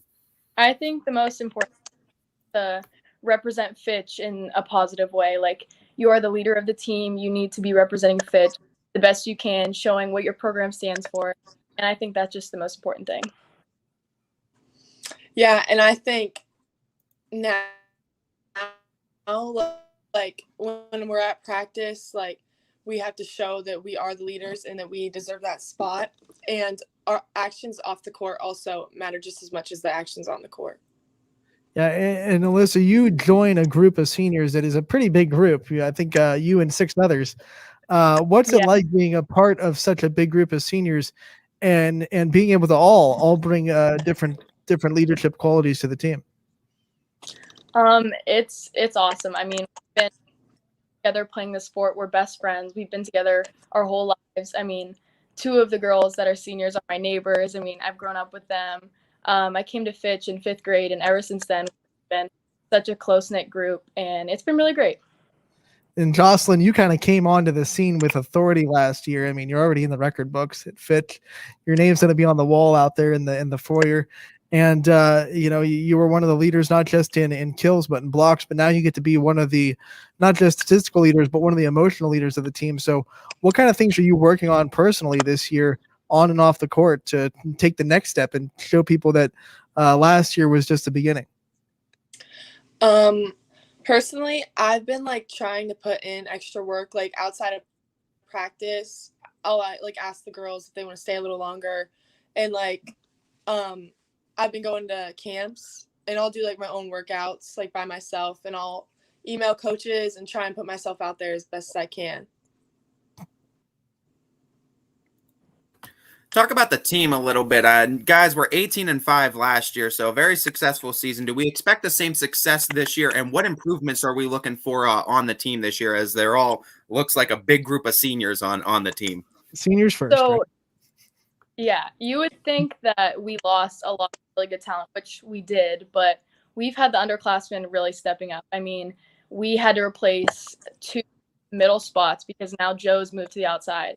So with the middle, we have Afton and they've been doing a really great job. I mean, the team is just really pulling together. I mean, everything's going the way we want it to. So, yeah, and you both swing a lot. You both had over 100 kills last year, and you have to kind of build a new relationship with Erin Burke, and she's going to step up in that full-time setting position, replacing Emma Bartlett. What's that process been like? I know she stepped up for you guys a couple of times last year, so it's not a brand new relationship, but now you got to be in sync the whole season. What's the summer been like trying to really get into sync with a new setter?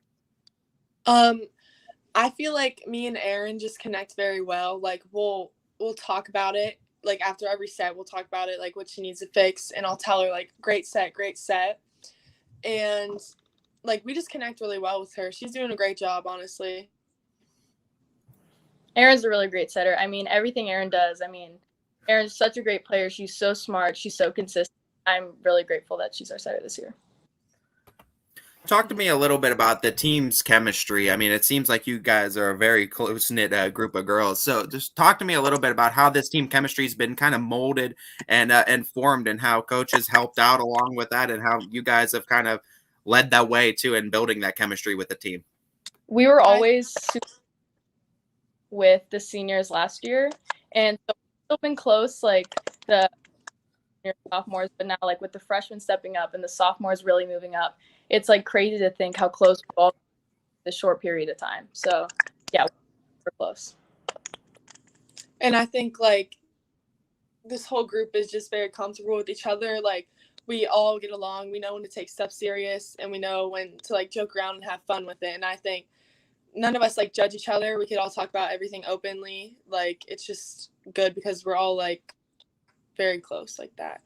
And Jocelyn, you don't have to look back too far to remember what it was like being a new member of the varsity team and trying to, insert yourself into that group. So what kind of experiences do you take from your own experiences to kind of gel the new kids and the younger players into this program now that you're a captain?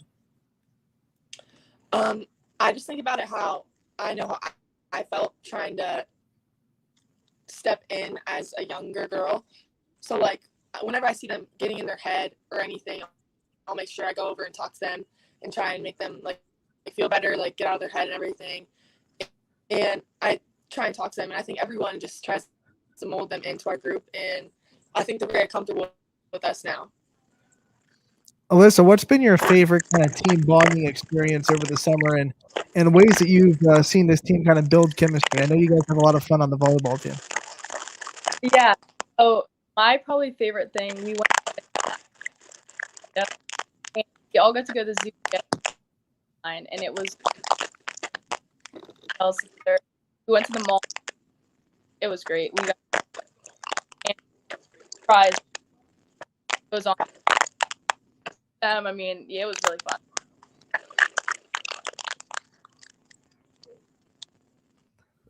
Sorry. But no, we talk about the coaches all the time too, and we talk with the coaches about the matchups they look forward to in a season. So we want to hear a little bit too from the players as looking at the schedule. What are some matchups you guys are really excited for this year? And we know some of the more talented teams around the area too are on the docket, but what are some games you guys are personally excited for this year? I'm really excited for the Highland and Marlington games because when we went to team camp with Highland, we split. And then when we played Marlington, we lost, but Alyssa wasn't there.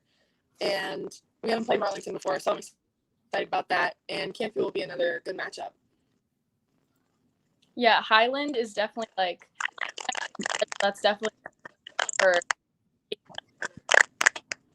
because last year I know we lost in a close. They lost girls, we lost girls. I think.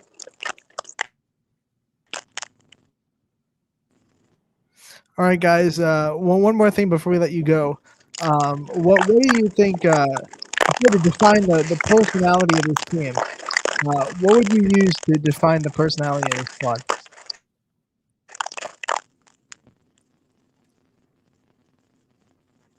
I think crazy. Like we so. If you would practice, you'd just move around. Like, I honestly think we're just crazy, but it's fun. Oh, we lost Jocelyn.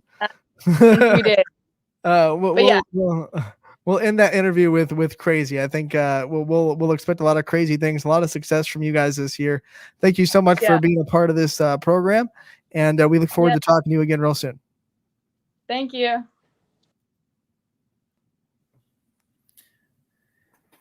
That was Alyssa Leskovac and Jocelyn Jordan, the newly appointed captains of the Fitch volleyball team. We definitely thank them for joining us. We, every time we have people on, we never know what the virtual qualities and the sound like. So we apologize for a little bit of the audio issues, but definitely great to have them on and to get a chance to kind of talk to them about what it's going to be like leading this team this year. And believe me, it's not going to be the last time we're going to be talking to either Alyssa Leskovac or Jocelyn Jordan in this year or this season, believe me. So, I mean, we will definitely be talking with them many more times throughout the season, both being captains now of the volleyball team. But, I mean, really just to kind of get a preview a little bit of the volleyball team, too, and just see the chemistry and how this team is molding under two new captains. I mean, we know they lost a little bit last year, but they're getting a lot back, and a lot of seniors in this group, and it seems like a very close-knit group of girls. So it's going to be exciting to watch, and it's going to be just one of those teams that have a really good chemistry, I think. I mean, Jocelyn Jordan's moving to the outside, which just should scare the Jesus out of anyone on that schedule, because she was enough to deal with in the middle. But now you have, Jocelyn Jordan on the outside. You can't coach height, as well as I do. You can't coach what height she brings to the team. And now you're dealing with that on the outside instead of that in the middle. She had 30 kills in a game last year. That's one of the records that she kind of set as a sophomore. So when you look at that, now what she can do on the outside instead of being in the middle, more versatile, you can move around a little bit more, bring her on slides, and get a little bit more creative about how you get her to the ball. Things are really looking exciting for Fitch volleyball when you think about what they can do with Jocelyn on the outside and what they can do with Alyssa's leadership and her opposite. She usually is the right side hitter and the opposite hitter. So we're gonna expect big things from Fitch volleyball, I think. I think it'll be a very fun season to watch. And you said they highlighted the Marlington matchup as one of the ones to look out for. And I think that's another one I agree with. I think it's going to be a really good matchup too, because Marlington seems to be really big into volleyball too around here and being some stiff competition. So I think that'll be a fun game on the schedule. They also go down to, I believe they go down to Maslin Perry, which is going to be a great game. They went to 5 sets in the tournament last year with Perry. Was able to come away with that win. They lost to him in the regular season, beat him in the tournament. So see that matchup again. And then, of course, Fitch Canfield, Fitch Boardman are always really good games. 3 high-caliber teams in the AAC that we can't wait to watch. I know you'll be familiar with the Fitch volleyball team. I know you're going to try to get down to some of their games and do them from YSN when they're home. So we're going to be seeing a lot of both those players and the whole Fitch volleyball team. Yeah, just really trying to get more ingrained too with like the Fitch culture and Fitch athletics, honestly, and just get to preview that the Fitch volleyball team. There's a lot of good things happening in Fitch athletics all around, and it's not just in the major sports of basketball, baseball, and football. It's outside too. We have the great track and field team. There's great softball teams. There's a great volleyball team too. Fitch has great athletics all around too, and this is another one of those perfect examples of a great athletic team. And on Wednesday, when we wrap up our football previews tomorrow, Wednesday, we're going to start diving into a little bit of volleyball previews and diving into the volleyball teams and what these teams are returning, what should expect from the volleyball scene in the area. So don't think that we're going to be slipping on our knowledge of volleyball. We're going to be just fine.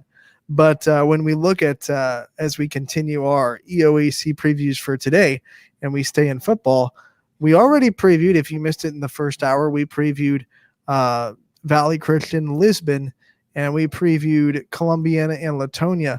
Let's go to United and see what the Eagles are bringing back and what they have to try to replace coming into this season.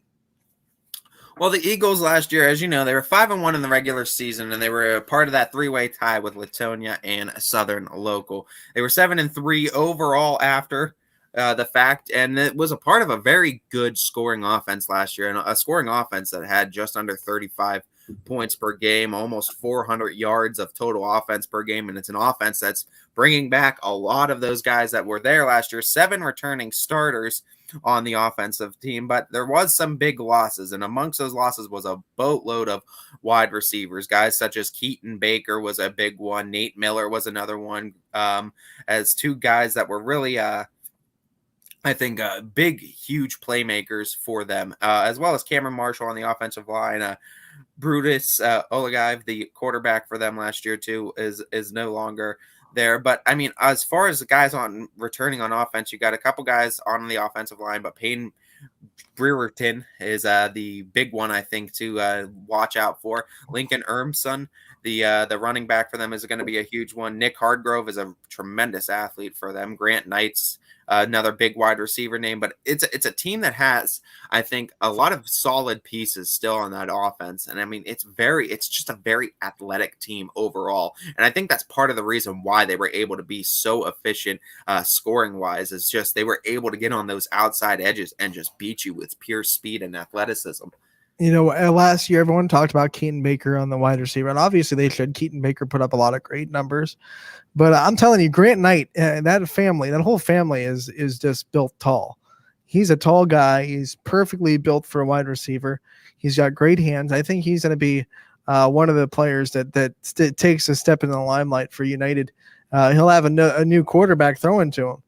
But I think he's going to be one of the best targets in United, and his whole family is kind of on the tall edge. So, I mean, looking at quarterback position, that's going to be the biggest question, because I mean, losing Brutus it's not a scoff over. I mean, he led UAC in pretty much every quarterback category: passing touchdowns, passing yards, completion percentage.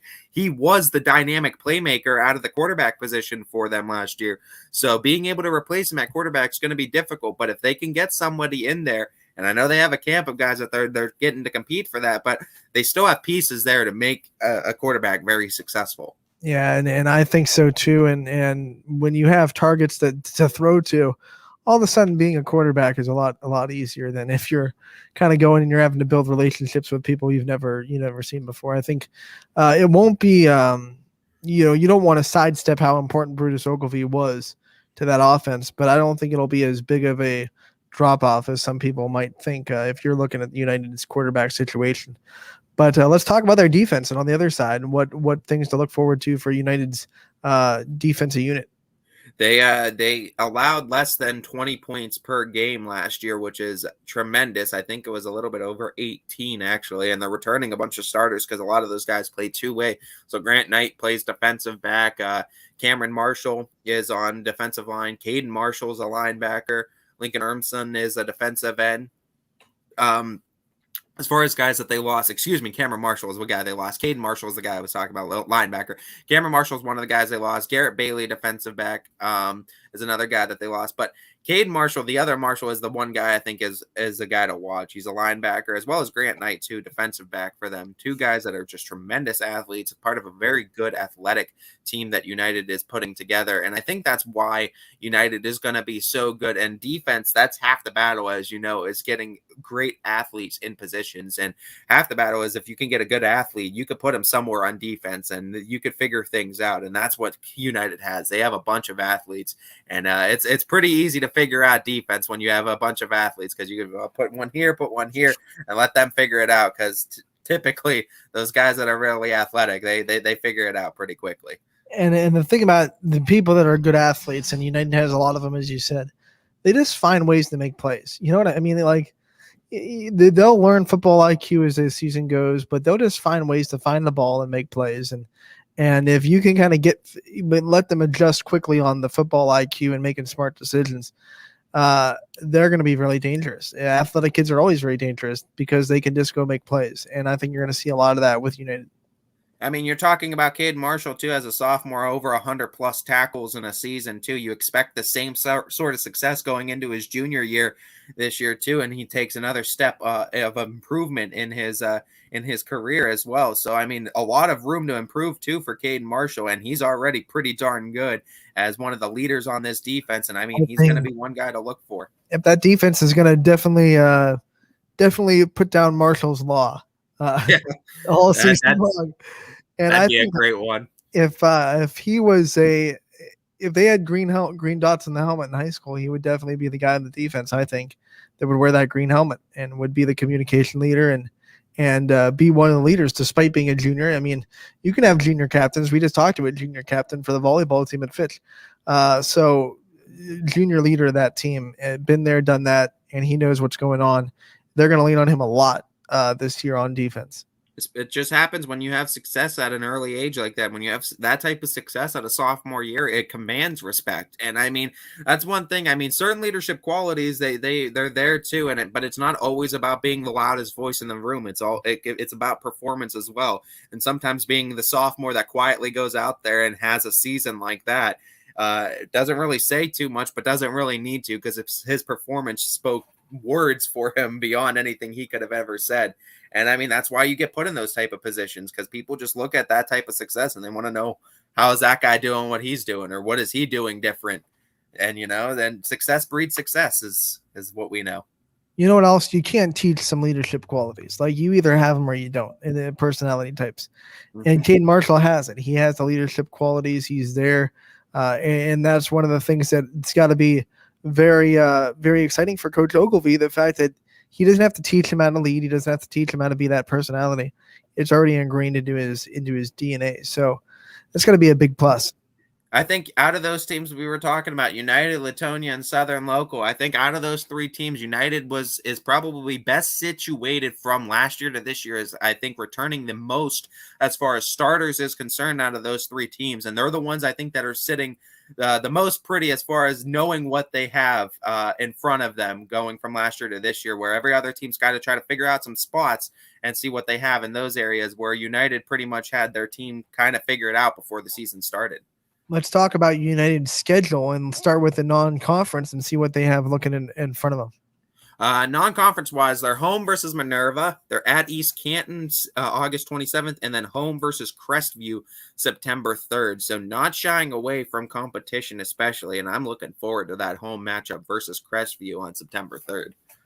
Yeah, I think we talked about that one when we talked about Crestview last week. It's going to be an interesting kind of game, because both teams replacing some skill positions, returning a lot internally, like in the lines and stuff.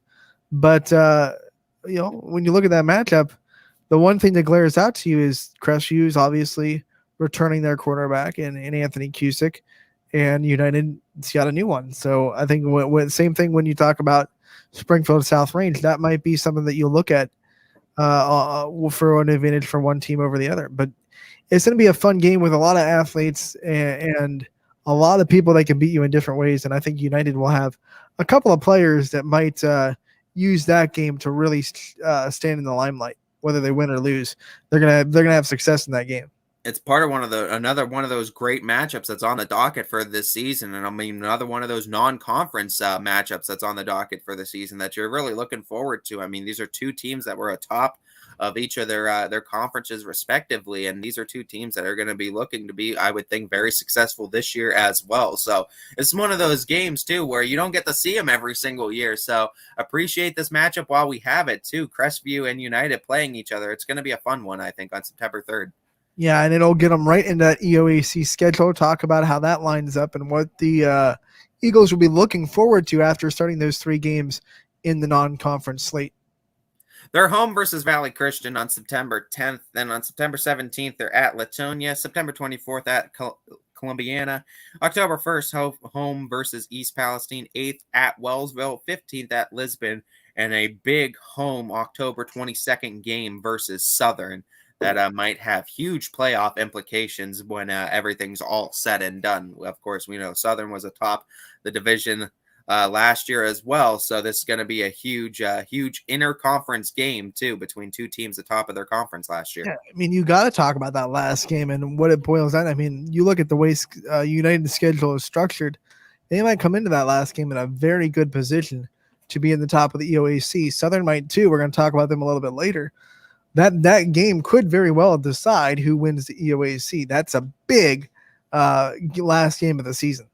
Yeah, that's a big last game of the season. And also that Latonia matchup, that other team that was in the top three in that race, that week 5 game where after you have to face teams like East Canton and Crestview, face Valley Christian and Minerva, it's realistic to see about a 2-2 record there. You might be 3-1, you might be 1-3, what have you, either way. But I mean, that's a big week 5 game that's gonna really either propel you for this season, or it could shoot you down and make you really have to try to figure things out rapidly if you lose that one. So that's a huge game too against Latonia, and that's at the Bears September 17th. Yeah, I mean, how fun would it be if that week 10 we could say this is the EOAC championship? I mean, you'll get a lot of opportunities week 10 to say this is a conference championship game, but we might get that opportunity week 10 to say this is really like conference championship game. Winner takes the top spot. Absolutely. I mean, if we expect United to have the same sort of success that they did last year, I think this will definitely be that October 22nd Southern game's definitely going to be a huge one come that time. And I think it might have big playoff implications too. Yeah, and I'm also looking forward to United versus Columbiana. We kind of highlighted a little bit when we talked about Columbiana earlier. But two of the teams that like to throw it a little bit more than the rest of the teams in the conference, that might be the game where we see a lot of fireworks and a lot of high scoring and a lot of chucking the ball down the field more than maybe some of the other EOAC matchups. So maybe the highest scoring matchup of the league schedule, Columbiana versus United, when you combine the scores. Yeah, and I think it might be one of those games too, and it's coming right after Latonia, where they might be beat up after the Bears. So Columbiana might be able to get some shots in early too that maybe United's not expecting. So it could be a very fun back and forth game for sure. Yeah, I'm looking forward to United's run defense staying as strong as it was last year. It's one of the reasons why they succeeded so much in the league. A lot of teams like to run, and it was really hard to run against Marshall. Yeah, and I was my headlines got screwed up. Because Murphy's Law exists too. But yeah, Marshall made it so hard to run against that team. He's coming back for his junior year. It might be just as hard to run on United as it was last year. Yeah, especially too with some of the other guys they have on that team as well. But Marshall being that key piece on the linebacking core, that's going to really be that run stopper too. And I think it's going to be huge for United's success on the defensive front is stopping that run, getting out and stopping it early. Don't allow those 4-yard carries to happen as often and stop them early and get some tackles for loss, which Cade Marshall was very good at doing as well. Can we also talk about how intimidating it is to go to United when they're having a successful season? I mean, Hanoverton is like its own little community. It's in the middle of nowhere. And if they're having a really good season and you have to go down there to play their football team or whatever sport you are, you kind of feel like you're really going into enemy territory. I mean, that's a cliche, but it's literally enemy territory because they own the whole show. You know, there's nothing else in Hanoverton going on. So it's literally enemy territory when you cross into United. Very hard place to go and win a football game, especially when they're a successful program. And having that last game at Southern proves to be much bigger that it is home at United. Yeah, I mean, I know it's not a huge drive for Southern, but like some teams that used to be in the ITCL, you used to not only have to go into a hostile environment, but for some teams, United is a pretty long drive. A little bit closer to the Columbiana County schools. So, but United's still a tough place to go play. Yeah, for sure. And I mean, still going to be loud and roaring, especially if the Eagles are in the tops of the EOAC to come October 22nd. I'm excited. That's going to be a good week 10 matchup. But thank the maker that we have a long way to go before week 10 because we are approaching the last Friday before high school football begins, and we couldn't be more excited. As actually this Friday will be the start of the high school soccer season, Friday night football. We talked about it with Dana Ballish. And one of the things I'm excited about is I said it with him, using football to kind of shine a light on football, using football as a marketing tool. Everyone knows it's the biggest monster in the state. It makes all the money. And to use that to its advantage and saying, we're going to put up this event, Friday night football. That way it kind of leads you right into football. And I think it's smart to kind of gear up some excitement for the soccer season. Yeah, I think so as well. And I think it was very, very smart of them to, like you said, go on the backs of football, go on the backs of the biggest marketable sport in Northeastern Ohio and use it to expand in all of Ohio and all of the Northeast in general and use it to expand another sport that you're trying to get and pique the interest of younger minds and get them into the stands and get them watching as well. And the reason we segued into that from United Football, of course, one of the local teams that will be participating in Friday night football is the United Girls Soccer team, who will be hosting Salem. We talked to their coach, Mike Bailey, last week. So Salem going to United Friday night for a girls soccer match as part of the Ohio Athletic Association's Friday Night Football initiative that they're starting this year. So we'll take a quick timeout on Running Point as we venture into the 2 o'clock hour. We will be right back and continue our previews of the EOAC football season. Don't go anywhere. Running Point on YSN Live, brought to you by Greenwood Chevrolet in Austintown. Hi, everyone. This is DJ Yoakley with Your Sports Network. We appreciate your support of YSN and welcome you to the YSN family. Our broadcast streams are brought to you live at no cost to you by sponsors that are local to this community. Without the vision and generosity of our sponsors and partners, we would not be able to bring this game to you today. So please support the great businesses and leaders that are making this game possible. And if you're a business in need of great advertising and sponsorship opportunities, feel free to head over to our site for more information on the right fit for you. We are local, we are loyal, and we are live. We are YSN.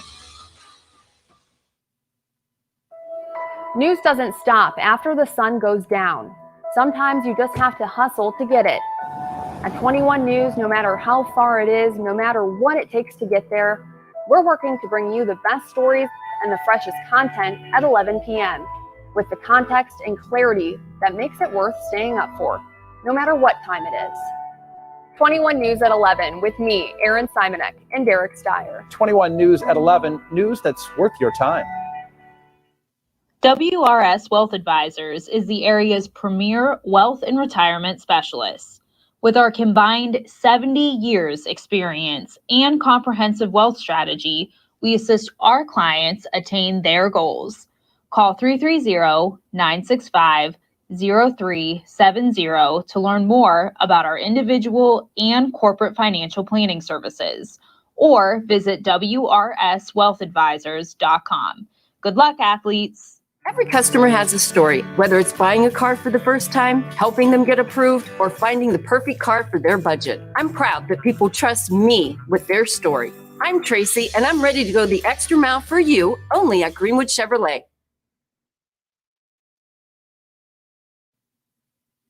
Ah, the details.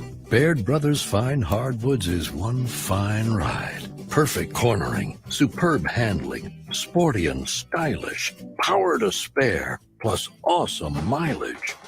Yeah, jaw-droppingly beautiful lines and well appointed with luxurious trim. Put more oomph in your life and start beholding the molding. Find your home's fine hardwood at BairdBrothers.com. Planning a project around your home or rental property? Trust the electrical service to the local experts with 62 years of serving the Mahoning Valley. Joe Dickey Electric is your local go-to source for responsive, reliable residential electrical work. From everyday maintenance and repairs to new installations, electrical upgrades, and safety inspections, no job is too big or too small. Call Joe Dickey Electric today, 800-549-3976, or visit DickeyElectric.com. That's DickeyElectric.com. For heating, cooling, and indoor air quality, the Mahoning Valley trusts MP Vivo Heating and Air Conditioning, offering worry-free repair, service, and installation. Call MP Vivo today for a free estimate. MP Vivo Heating and Air Conditioning. We're your energy-efficient experts. Attention, current lessees of most makes and models. Tri-State Ford has a special offer for you. Come to Tri-State Ford, turn in your lease early, and get up to $2,500 in trade equity toward a new Ford or pre-owned vehicle. Plus, our exclusive Tri-State Ford Advantage includes a 10-year, 200,000-mile warranty. Early lease turn-in for most makes and models with up to $2,500 trade equity. Customer focus, community driven. Tri-State Ford East Liverpool or visit tristateford.net. Welcome back to the Monday edition of Running Point on YSNLive.com, brought to you by Greenwood Chevrolet in Austintown. They go the extra mile for you. We are joined by Ty Bartell, as always, my co-pilot, my co-host, my buddy, my friend, my Goomba, as old school people would say. And we continue our EOAC football preview on this wonderful Monday afternoon, sun in the sky, as we venture down into Wellsville, talk a little bit about the Tigers. Ty, talk about what the Tigers are returning and what they're trying to replace and what things we should expect from Wellsville this year. They were 4-6 last year, so a pretty solid team in the EOAC. 3-3 in the regular season. They were tied, I think, for 4th place. They're returning a few starters on offense, quite a few, 8 of them, I believe. It was part of an offense that scored a little bit over 17 points per game last season. So an offense that's going to look to get some improvements and score a little bit more this year.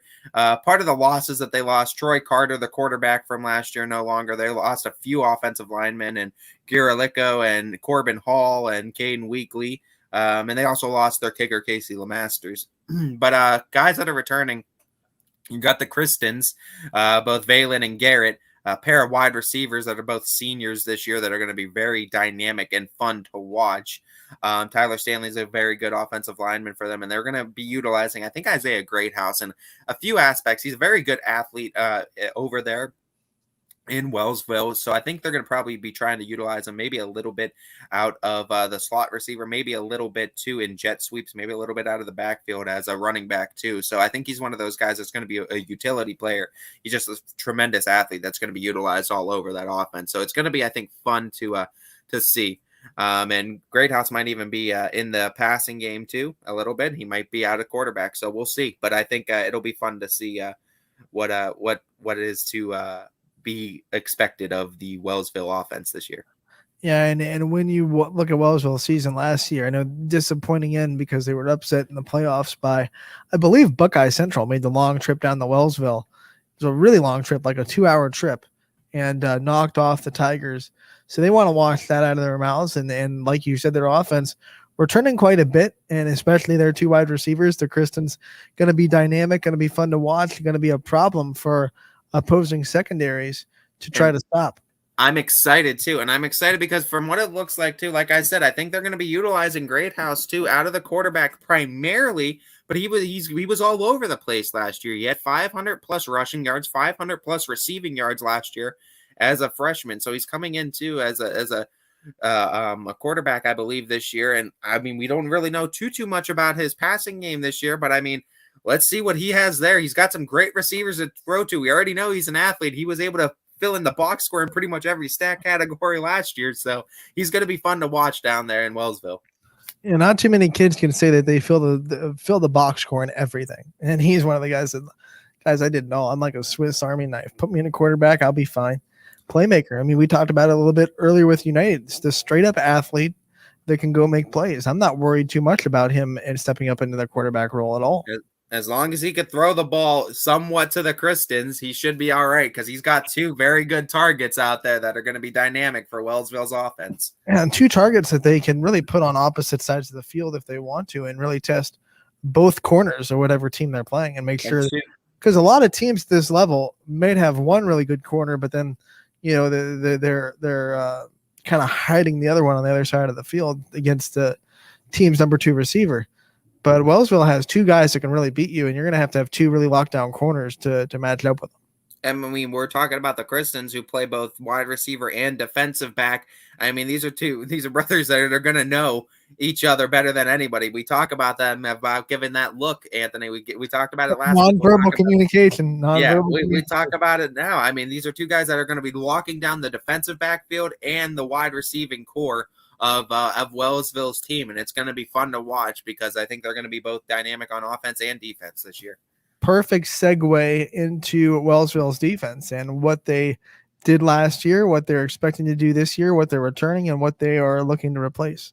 As Gavin Kuntz is one of those guys that's going to be returning as the linebacker, he's going to be a huge piece on that defense. As I already mentioned, too, the Christens both playing on wide receiver and defensive back. So that secondary is going to be locked down pretty well. And Tyler Stanley's another one of those guys that plays both O-line and D-line. He's pretty dynamic on the defensive line as well.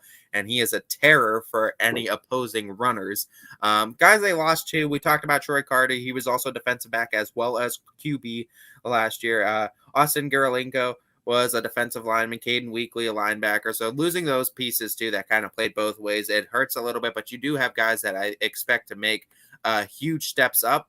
And I think guys like I mentioned too, both the Christens as well as Kuntz is going to be huge. I think Stanley's going to be a big dynamic piece on that front line too, but it looks like they have a lot of pieces on every front of defense, both the secondary, the linebackers, and the defensive line core. I think they have pieces on every single one of those fronts that are going to be successful this year. And they were a middle of the line pack last year. So if they take that next step, then all of a sudden, Wellsville, boom, they're right to the top. It's not like they're fighting to be in the middle of the EOAC. They take a new step with all this experience they're returning, then Wellsville is going to be a serious contender. Yeah, and I mean, you got some guys, too, that was able to create turnovers. The Christians were able to create a few turnovers because they have the great hands, too, on the offense as well. So, I mean, I think they combined for 5 interceptions. I think Balin grabbed 3. I think Garrett grabbed 2. So, I mean, you got guys on the defense, too, that are going to be able to create those turnovers and really lock down receivers on one end and be a terror in their own offense on the other. So I think the Kristen boys are going to be really fun to watch this year, and I think they're going to be real big keys on both the offense and defense this year for Wellsville. Like everyone else, we'll be watching them on August 20th as they open their season. Let's talk about their schedule, what they have in front of them, and what their non-conference schedule looks like before getting into the conference slate. They go August 20th at Toronto, August 27th home versus Edison, and then September 3rd home versus Lowville. I got to tell you, that Lowville, every time Lowville pops up on a schedule, it just intrigues me on because the Rockets are just so unique in the area because they're going to throw the ball probably more than anybody in the area. When you look at what Vinny Balone can do, every time they pop up on a schedule, you got to think, how's this defense going to adjust to a team that throws more than anybody they'll see all season? Vinny Balone going to have to throw against the Kristen boys. Oh, that's going to be a fun matchup to watch, too, on September 3rd. Seeing what the Kristen boys can do to try to lock down the receivers of Balone, as he's going to try to obviously pass a lot. But then on the opposite end, the Kristen boys are going to need to be dynamic enough on offense to keep up with the scoring of Lowville. That's going to be a fun game to watch on September 3rd. And the hardest thing for secondary players to do is keep defending a receiver when the quarterback breaks the pocket. So, I mean, we talked about when we talked about Lowville, one of the defensive strategies is going to be contain Vinny Balone, because even if you have really good lockdown corners, if they're covering for 4, 5, 6 seconds, eventually a wide receiver is going to break loose. It's just inevitable. So you got to be able to contain the quarterback. I mean, that's going to be a big key, as much as we talk about the Kristen boys on the ends in the defensive backfield. You got to talk about their ability to contain the quarterback. Yeah, and I think it's going to be guys like Tyler Stanley's job, too, on that defensive line. Might move him over to the edge, too, and try to contain that one side, maybe contain strong side, and maybe not move him over to blind side as much, and maybe prevent him, too, make him run to his blind side more and force him away he's uncomfortable running, too. I mean, that might be the strategy coming in for Wellsville, is just to push him to one side of the field, and one side he might be more uncomfortable throwing than the other. But it's going to be a fun game nonetheless, that September 3rd matchup being home, too, for Wellsville. So Lowville going to have to make the trip. One trap that Wellsville can't fall into in that game, and anyone that's playing Lowville, especially non-conference, it's changing too much of what you do defensively just to gear towards Lowville's scheme. I mean, if you change too much and you go outside of your own identity as a defense, then you're going to get into a lot of trouble. In my opinion, you're going to get into coverage breakdowns and communication breakdowns. I feel like you have to make a little adjustments, but at the core, you still have to keep your defensive identity and trust that what you do well is going to be good enough to stop a team. Yeah, for sure. And I think it's going to be a good matchup and a good test for Wellsville, too, early on in the season against Lowville. Let's talk about their EOAC schedule that goes right after that Lowville game and what they have looking forward to them in the conference. September 10th starts at Columbiana. September 17th at East Palestine. September 24th, home versus Southern. October 1st at Lisbon. October 8th, home versus United. October 15th at Valley Christian. And October 22nd, home versus Latonia. When I'm looking at those schedules, obviously you highlight the games against the teams that finish near the top, the Southern, the Latonia, the United. I think Lisbon is a team that is going to be right with Wellsville all year. And how that game goes is going to define which team separates themselves from the other. So I'm looking at that Lisbon game, and that's one of the sneaky ones I have circled, Wellsville versus Lisbon, when I think of what team is going to be able to separate themselves from the other one and get closer to the top of the conference. I think that one, I think October 15th at Valley Christian's big too, because we know these two teams have a little bit of a rivalry in basketball as well between Valley Christian and Wellsville. So, I mean, it's going to be another good matchup, I think, too, between those two teams as well. And it's going to be telling because these are two teams that are going to be around the middle of the pack too last year. So we're going to be expecting them to be around the same thing. So see what they each have that season, because Wellsville has two games that are up in the air, I think, with Valley Christian and then Lisbon, which can be 50-50 games, honestly. And honestly, if Wellsville wants to be at the top of the conference, they have to win those games against teams that are also going to be in the middle and separate themselves. I mean, they have to win the games against the Lisbons, against the Valley Christians. It's imperative. Lucky is Wellsville that they have Latonia United and Southern all at home this season too. So the tough teams that finished top of the schedule last year or top of the conference last year, you get them all at home this year. So, I mean, you get to prove yourself with the home crowd behind you against the EOAC's best last year to try to take the EOAC crown for yours this year. By the way, an absolutely immaculate turf field down there at Wellsville. Love seeing it on YSN. It's such a beautiful broadcast when we're able to put that field on video. Just the orange pops. They got the great turf. Excited to see that back on YSN. Yeah, it'll be definitely fun to see be down at Wellsville too, catch a few games too on the YSN channel, and just to see some of these games, like, because they have a bunch of slate of games that are going to be great on this schedule too, and I think they're going to be very competitive in the EOAC. We're talking about all these games, and what's exciting is you can see all of them on ysnlive.com. I mean, every YSN game will be broadcasted video on ysnlive.com and on the Audible call with Mike Hackelson come 2 Fridays from now. We have the last Friday without Mike in the studio, which is also just as exciting as the last Friday without football. It's just so exciting we keep talking about all these different matchups, and to think that they're all going to be able to be watched live on ysnlive.com. You don't have to wonder if they're going to be the highlighted game like you used to back when I was in high school. Is like, are we going to be the one game that's shown? You don't have to worry about that anymore, because every game broadcasted on ysnlive.com. So every matchup we're talking about, we're going to have covered, which is so exciting. Yeah, and I mean, especially too, every matchup within the EOAC. So pretty much you're looking at a full slate of games too for Wellsville, where pretty much every game is going to be broadcasted for them too. So you can watch basically a full season of Wellsville Tiger football. And it's really exciting too that a lot of teams have that opportunity. We have great guys down in Wellsville too, and not just their football team. Their volleyball team is very proud. They make a lot of deep tournament runs, and we have guys that are willing to go call volleyball as much as they do football. So wonderful things happening in Wellsville. We couldn't be more excited to talk about the Tigers.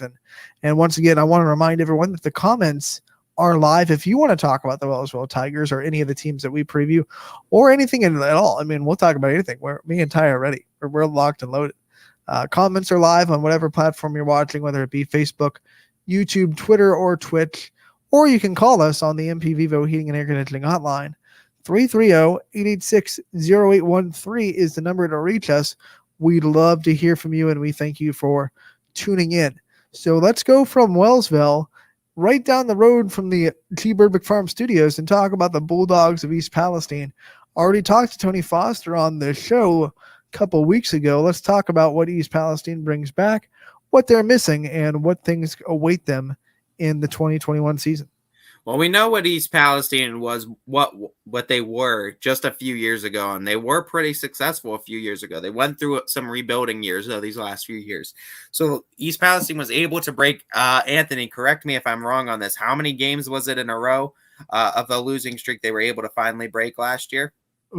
I don't know the exact numbers. It was something. It was DJ would know offhand, but it was a long losing streak, and they were able to finally break it and get that win under their belt, which was a huge step too. And it's part of building this program, and that's exactly what Foster is trying to do. So this is an offense that averaged just over 7 points per game last year, but they're returning some starters this year, and their starters hard at work.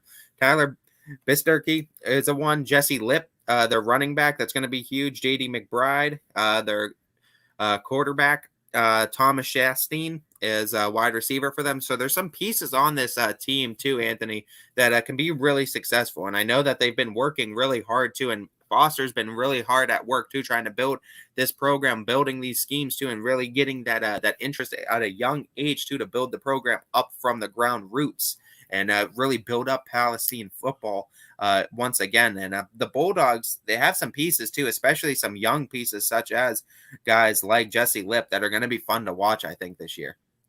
Yeah, when we talked to Coach Foster, one of the things that he said that I think is so important to this team and this program, he's going into his 9th year, which means he's been there for the ups and the downs, and he's able to kind of plant his flag and say that, like, I'm here for this program. There's sustainability, there's consistency in the coaching staff. I'm not going anywhere, and I think that's big for a program rebuilding, as East Palestine is, to know that they have a coach that is there for them and isn't going anywhere through the bad times. Yeah, and I think that's the most important part, is just to have someone to kind of fall back on, to know, like, to weather the storm a little bit and say that, everything is going to be all right. Every team goes through it at some point. There is every team that goes through the points of where they have a step back from what they've been or what they can be. And, you just have to go through the rebuilding years. And I feel like every team has to do it inevitably at some point in time. So it's just one of those times where East Palestine is continuing to build. But the best thing about starting where you're at the bottom, there's nowhere to go but up. And there's a lot of potential there too for East Palestine, and there's a lot of room for improvement. And there's an exciting time too to be Bulldogs, because there's only room for improvement from here on out. And one of the things Foster talked about, Coach Tony Foster, by the way, full name, he talked about how last year their offense every game kind of improved, and he felt like at the end of the season they really figured it out. So now you bring back almost everybody, and now you have an offense that already figured it out last year.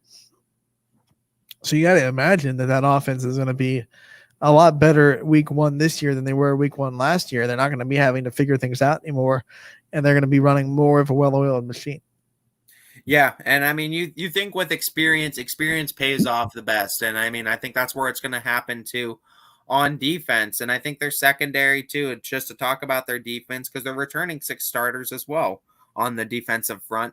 And I mean, of those guys, there's a lot of guys that play both ways defensively. So you're looking at the guys like Lip and McBride and guys like that. But I mean, the experience too, I think, is going to be what really helps too. And it's going to help in the defense a little bit more, especially in fronts like the secondary and the real skilled position on defense, where you got to watch coverages a lot more too, and be in coverage a lot more, and know your man, know your routes, and know where guys are going into. Where your coverage is supposed to be. So I think that's going to help too, having another year of that under their belt. They're going to know where they need to be on defense, know where they have to go on certain defensive schemes. So I think it's going to help too. Experience is what's going to really pay off for the Bulldogs this year. And I think you're going to see an improvement in them, honestly, from last year. Let's talk about their schedule, what they have looking forward to them in the non-conference before we get into their grind in the EOAC. They go August 20th at Malvern, August 27th home versus Windham, and September 3rd at Campbell Memorial. None of these teams are shying away from up opponents that are going to be a very tough matchup. I mean, Malvern week 1 and then Campbell week 2. We talked about Campbell a lot, a team that's going to take a big step forward. I know they only won 1 game last year, but they're going to be returning a lot of young athletic players. So I don't see any walkover games for East Palestine, but also games that you look at and you say they could win these games. They're winnable games. And I mean, you look at those 3 games, every single one of them I think is winnable. And I think that Campbell Memorial game is going to be huge for both teams. Whoever comes out on top too, that could be a huge game that either might get them 1-2 after 3, or it might get them 2-1. Or, it might get them 3-0. Who knows? But, I mean, that might be a huge game, too, non-conference-wise versus Campbell, that is going to really propel them into conference play, both teams. And that game will catapult them in the EOAC. Talk about what their schedule looks like inside the conference and what they have awaiting them inside the conference schedule. They open up with the Bears at Latonia. They go to September 17th, home versus Wowesville. September 24th, home versus Lisbon. October 1st at United. October 8th, home versus Columbiana. October 15th at Southern. And October 22nd, home versus Valley Christian. I mean, when you look at that schedule, and one of the teams that I'm interested in watching them play is Valley Christian, and they end the season against Valley Christian, 2 teams that are trying to assert their way into the picture of the EOAC, and 2 teams. I mean, it's the end of the season, so they have the chance to kind of put their stamp on a season with that game. No matter how the season goes, that game is an opportunity to kind of either end on a positive note or end in a negative note if you drop that game. Yeah, I think so as well as a game such as Lisbon's another interesting one too, September 24th. I think that one will be interesting to see with East Palestine being at home too to face the Blue Devils. So I think that'll be a game too where East Palestine might be able to surprise Lisbon there too. I think it'll be a very tough matchup too, and I think that could be anybody's game too on September 24th as well. You know what? And I'm also kind of interested in when they play Latonia, because Latonia is replacing a lot, and East Palestine isn't. That's always an intriguing matchup. Not having to worry about Marco Ferri is a nice thing if you are East Palestine. So not having to worry about him rushing the ball a bunch of times is going to be a huge relief for the Bulldogs.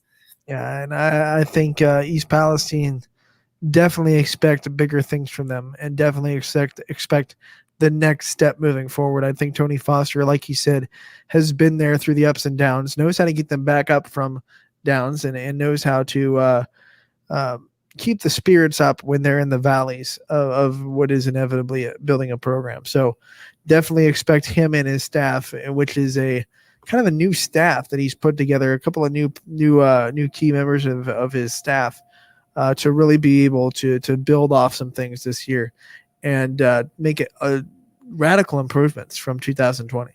Yeah, and I mean, that's the biggest thing, is that just got to make improvements. And I mean, they look like they are in position to do that too. And I mean, I expect an improved Bulldog team this year. And look, they got the win. They got the monkey off their back last year. They got that win. They can take that into this year and not have to always have that pressure of, here we go again. You know what I'm saying? So that'll be big. That'll be big for that team, the morale of that team, I think, moving forward. But we want to close out the EOAC football preview by venturing into Salineville and talking about the Southern Indians. Right? Yeah. Okay. Southern local. Yep, you're right. Yeah. The Monday Blues really hit me right there, because I like totally second guessed myself in the middle of that thought. I was like, Indians? Question mark. Yeah, but Southern Local was one of those teams too. Like we talked about, they were tied for first. They shared the EOAC crown with both Latonia as well as United last year. The biggest thing on offense for right now for Southern is replacing Josh Pratt, their quarterback. And it looks like Ryan Exline is the next man up for the job. So it's going to be about transitioning to a Ryan Exline forward offense at that quarterback position instead of Josh Pratt. Amongst others, they lost Hunter Morris, their running back, Bradley Sloan, which was a really good athlete for them, Tim West, a wide receiver. But coming in, I mean, they still have Bryce Foster on their offensive line and Chance Woolley on as a wide receiver, who was a really good wide receiver for them last year too. So Woolley returns too as a senior.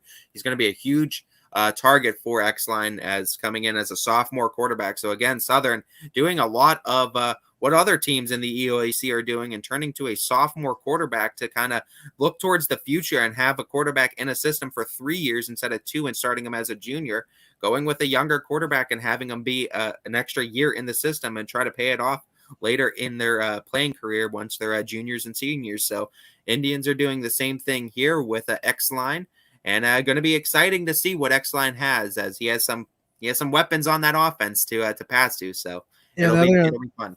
The other important thing is he has game experience, not starting experience, but he did get snaps last year. So like some of the other quarterbacks we've talked about, he's not going into the Wolves empty-handed. He's not being thrown into the deep end of the pool. He definitely has some game experience. So he might be making his first start at the varsity level, but he's definitely not brand new to the varsity speed and some of the things that come with varsity football that would make him a lot more uncomfortable coming into this year. So I think, it's a misnomer to say he's an unexperienced quarterback, because, he does have experience. It's just not starting games.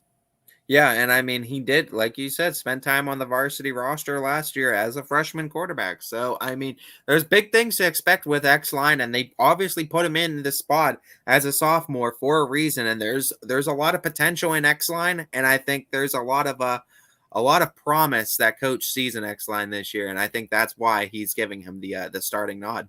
But Sloan is a big loss. He struck fear into the hearts of every defensive line that he came up across. He was one of the great runners of the area, and Southern is always a great running football team. it's going to be something big that they have to kind of replace, big shoes to fill. Yeah, for sure it will be. But I think, I think Coach Wright is really going to have this team right on defense as well. And I think both offense and defensively, they're going to have the right front on it. And defensively, they're returning some good starters too. Yeah, let's talk about that defense. Perfect segue. This is a defense that had allowed less than 20 points per game last year. I mean, we talk about the guys. Chance Woolley is another one of those guys that played linebacker and he plays wide receiver. He's huge. And I mean, we talked about him having big game experience last year. He's going to be big on offense. He's going to be even bigger, I think, on defense as he's a terror.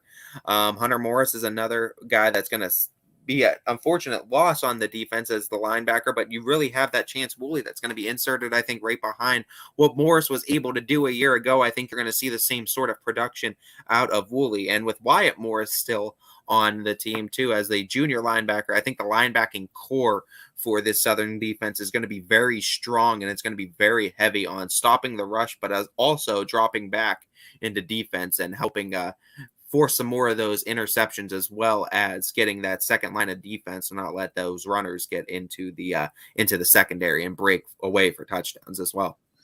Yeah, and I think their defense is the biggest improvement they need. I mean, their offense was fine last year. Their defense is what failed them a couple of times that kind of kept them from being. Well, they were 5-3 overall. They still were sharing the top spot in the OAC. But some of the games they lost, it was their defense that needs improvement. And if they can improve that defense, then their offense is going to be just as explosive, and then they should find ways to score easily. I think it starts with stopping the run too, especially in EOAC play. A lot of teams like running the ball a lot, so having that good linebacking core is going to help a lot, filling those gaps and stopping the run up front. So I think it's going to be part of what makes Southern Local's defense really successful this year. And you know what? Usually the Southern Local front is daunted. They are usually very high respected, and I don't expect that brand to go away for long. I think they're going to be very hungry to rebuild that characteristic of their team. Everyone kind of knows Southern Local, always good on the line for defense, always tough to run against. So I think they'll kind of reboost that culture and that brand of a very tough defensive line, very tough front. And they're going to need it too, because the non-conference games open up at Edison, home versus Crestview, and home versus East Canton. So you're going to need a strong defensive front against these three schools that can all put up points just as easily as you could take it from them. So I think these are three games that are going to test Southern Local right out of the gate. East Canton doing a little bit of a tour of the EOAC. That's kind of surprising to see the team from East Canton coming into our area and not just playing one team, but playing multiple teams in the EOAC. And I mean, going for some of the top teams in the EOAC, looking for tough competition too. And I think this is a great schedule too for Southern Local to really play one of the other teams outside of the conference that they don't really see too much, and get that game on the docket and get that tough competition too that they're looking for. And it might be the perfect type of defense to test a newly starting quarterback, Ryan Exline. Very interesting matchup with Crestview as well in the non-conference schedule.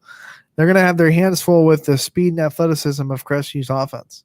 Yeah, absolutely. And it's another one of those inner YSN matchups that's going to be fun to watch too, where it really could be anybody's game. Both of these teams finishing towards the top of their conferences respectively last year. So Crestview, again, is one of those teams that has a tough schedule. And this is another one of those tough games on the docket as Southern Local gets the home field advantage too against the Rebels. Let's break down their conference schedule and see how their EOAC slate adds up and what to expect from the Indians this year in the conference. They go 3 home and 4 away, and they go 1 home and mix in 2 away every few weeks. So September 10th is Lisbon at home, then September 17th at Columbiana, 24th at Wellsville, October 1st home versus Latonia, then October 8th at Valley Christian, 15th at Palestine, and then 22nd at United. It's a very backloaded schedule. I think it's going to be really important to have a lot of success in those first 3 conference games because the next 4 are tough. They're a team that only has 4 home games this year, too. So 6 away games this year for Southern Local. So, I mean, the task is already tall and stacked against you when you have more away games than you do home games in a season. So you got to do a lot of traveling, but you got to figure, hey, if Southern Local can get out of this season and get past these games, and we know that United game is already going to be huge. We already commented on it earlier, but that October 1st game, home versus Latonia, is going to be huge too. If Southern Local makes it out of this and gets to the playoffs, they're already going to be well-traveled and ready for the playoffs, you would think. I'm interested in that first EOAC game against Lisbon, and Lisbon's a team we already talked about, a team that could take a next step, team that could be more competitive. I mean, those first 3 games are so important. If Lisbon sneaks out one against Southern to open the EOAC season, what a statement that would be for the Blue Devils, and what a disappointment that would be for Southern. Well, yeah, you got to figure too, if you're opening up bad too in non-conference play, say you're 1-2, now you lose to Lisbon, you're 1-3. You're looking at 5 of your next 6 games all on the road. It's a tall task too, so that could be a huge game too that either brings them even to 2-2, or hey, even if they're 1-2 or they're 2-1, a win there makes them 3-1. And it makes that the 5 of the next 6 road games look a lot less daunting when you already have 3 wins under your belt. Yeah, 6 road games, and nothing is all that close to Salineville. So 6 games where they're going to have to travel a little bit. It's going to get them ready for the playoffs, but it's not exactly easy. No, it's not. But I mean, the odds are stacked against them, and I think that's just what Southern Local likes too. They want everyone to be counting them out too. Don't think about the Southern Local Indians right now. Don't talk about them. Yeah. Keep us in the shadows, even though we shared a title last year. Let's just keep putting us down a little bit. We'll show you. I think the EOAC would be wise to not put Southern in the corner. Yeah, they already think they've been disrespected by having to share the title. I think all 3 of those teams that had to share the title, they want the sole crown this year. It was a crazy season last year because they couldn't play everybody. Yeah, and Southern wants that crown this year. They want it to themselves. They don't want no shared titles. So I think it's one of those seasons where all these teams are coming out ready to prove themselves. They want sole possession of the EOAC crown. It's going to be a big battle for it. We got teams that could take the next step, be competitive. We got teams that are looking to make big improvements from last year. And we got teams that, like he said, 3 of them finished at the top, and they're all going to be grinding their teeth to try to get to that one solo top spot. We expect to have 1 winner this year instead of 3 because everyone plays each other in a 10-game normal season. So we look to have no sharing in 2021 the way that everyone likes it. But it's going to be very interesting to see who kind of comes forward with dominance in the EOAC. Yeah, I agree too, because I think everything is for right now. Some of the teams too that were at tops, they had to rebuild too. So I mean, everything for the most part seems kind of wide open in the EOAC and where teams are going to finish too. I mean, I don't know from the teams we've already previewed who can be top seed. I could tell you about almost every single one of them. I can make a case for, and I mean, I think they have a lot of pieces, a lot of young teams that are returning a lot from last year that were very, very good pieces that are going to be now leadership positions for a lot of these kids. I think there's a lot of teams that are going to be very good in the EOAC, and I think there's a lot of great matchups in this conference this year. And what also excites me, I think there are going to be a lot of new names that could get the light shined on them this year that were kind of in the shadows last year. They're putting in the grind, putting in the work, and this year they're going to get rewarded with a lot of praise and a lot of stardom because there are a lot of good names on those rosters that are going to step into the 1 spot or step into the number 1 weapon spot in the offense, or step into the number 1 defender spot and really be able to lead their team and new people to talk about in the EOAC. I mean, when you have big names like we were talking about, guys like Brutus Olagaev, and guys like also guys like Marco Ferry, Keaton Baker, guys we've been mentioning too. These are big names that are no longer in. Right. In someone's got to fill that void, right? Yeah, someone's got to take that spot as the next one, that next receiver, that next quarterback, that next running back. I mean, we named the 3 guys that were it last year. They're no longer there, so it's got to be somebody's this year. Who's going to take it is the big question. Yeah, it's funny. All 3 of the teams that shared a championship lost some really special talent in Sloan for Southern, Ogilvy and Baker for United, and then Marco Ferry. The funniest thing, too, if you look at it, too, Keaton Baker led, I think, all of the EOAC in almost every receiving category. Mm-hmm. Ogilvy led almost every passing category. I think Ogilvy actually led every passing category, and Marco Ferri led every rushing category. So you had the three guys that literally dominated the receiving, the rushing, and the quarterbacking position. And now all three of those guys are out, and it's a wide open race Right. for everybody now. Who wants to step up? That's Yeah. That's great. I mean, And that's going to be fun to watch too in EOAC play, because it truly could be anybody's crown this year. Who's that next quarterback, the next running back, the next wide receiver in the EOAC? truly the dawn of a new era in this conference. And that wraps up our football preview of the EOAC. We'll take a quick timeout, our last time out of the day, come back and wrap this Monday edition of Running Point up on YSN Live, brought to you by Greenwood Chevrolet in Austintown. At Greenwood Chevrolet, shop with confidence knowing we're ready to go the extra mile for you. With the largest selection of used vehicles in the Valley, backed by the Greenwood Advantage Warranty. Every one of our vehicles has undergone our own 126-point inspection, so it passes the most important inspection, yours. No other dealership has the extra inventory, gives you extra for your trade, and goes the extra mile for you. Only at Greenwood Chevrolet.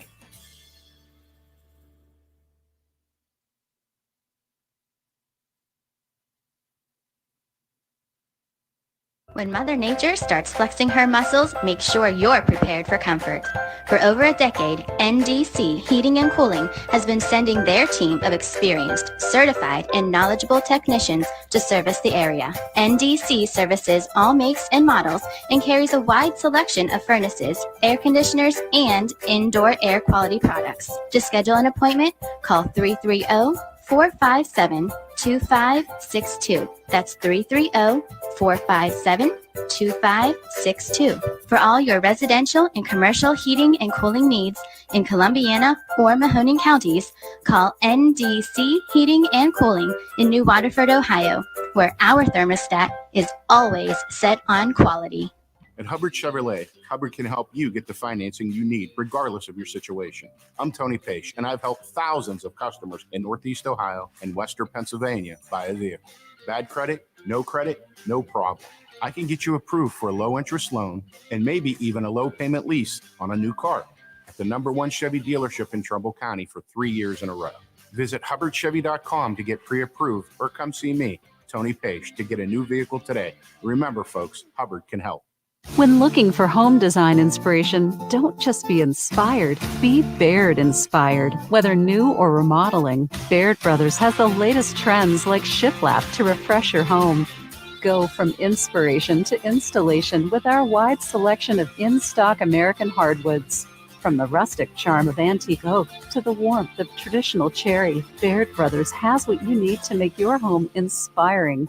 Baird Brothers, our family's heritage, your family's home. Welcome back to Running Point on YSNLive.com, Monday edition. Anthony Hartwig alongside Ty Bartell. This episode and every episode of Running Point brought to you by Greenwood Chevrolet in Austintown. And we come in to wrap up this Monday edition.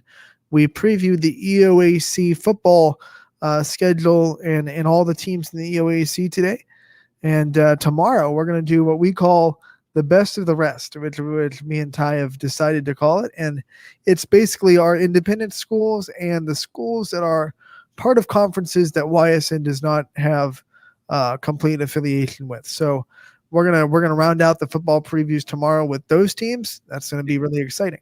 Expect teams like Louisville, Warren, JFK, Salem, West Branch. Those are the teams we're looking to preview. Those are the 4 ones I could think of off the top of my head. There might be a couple others that mix East in there. Liverpool, Beaver Local also in there.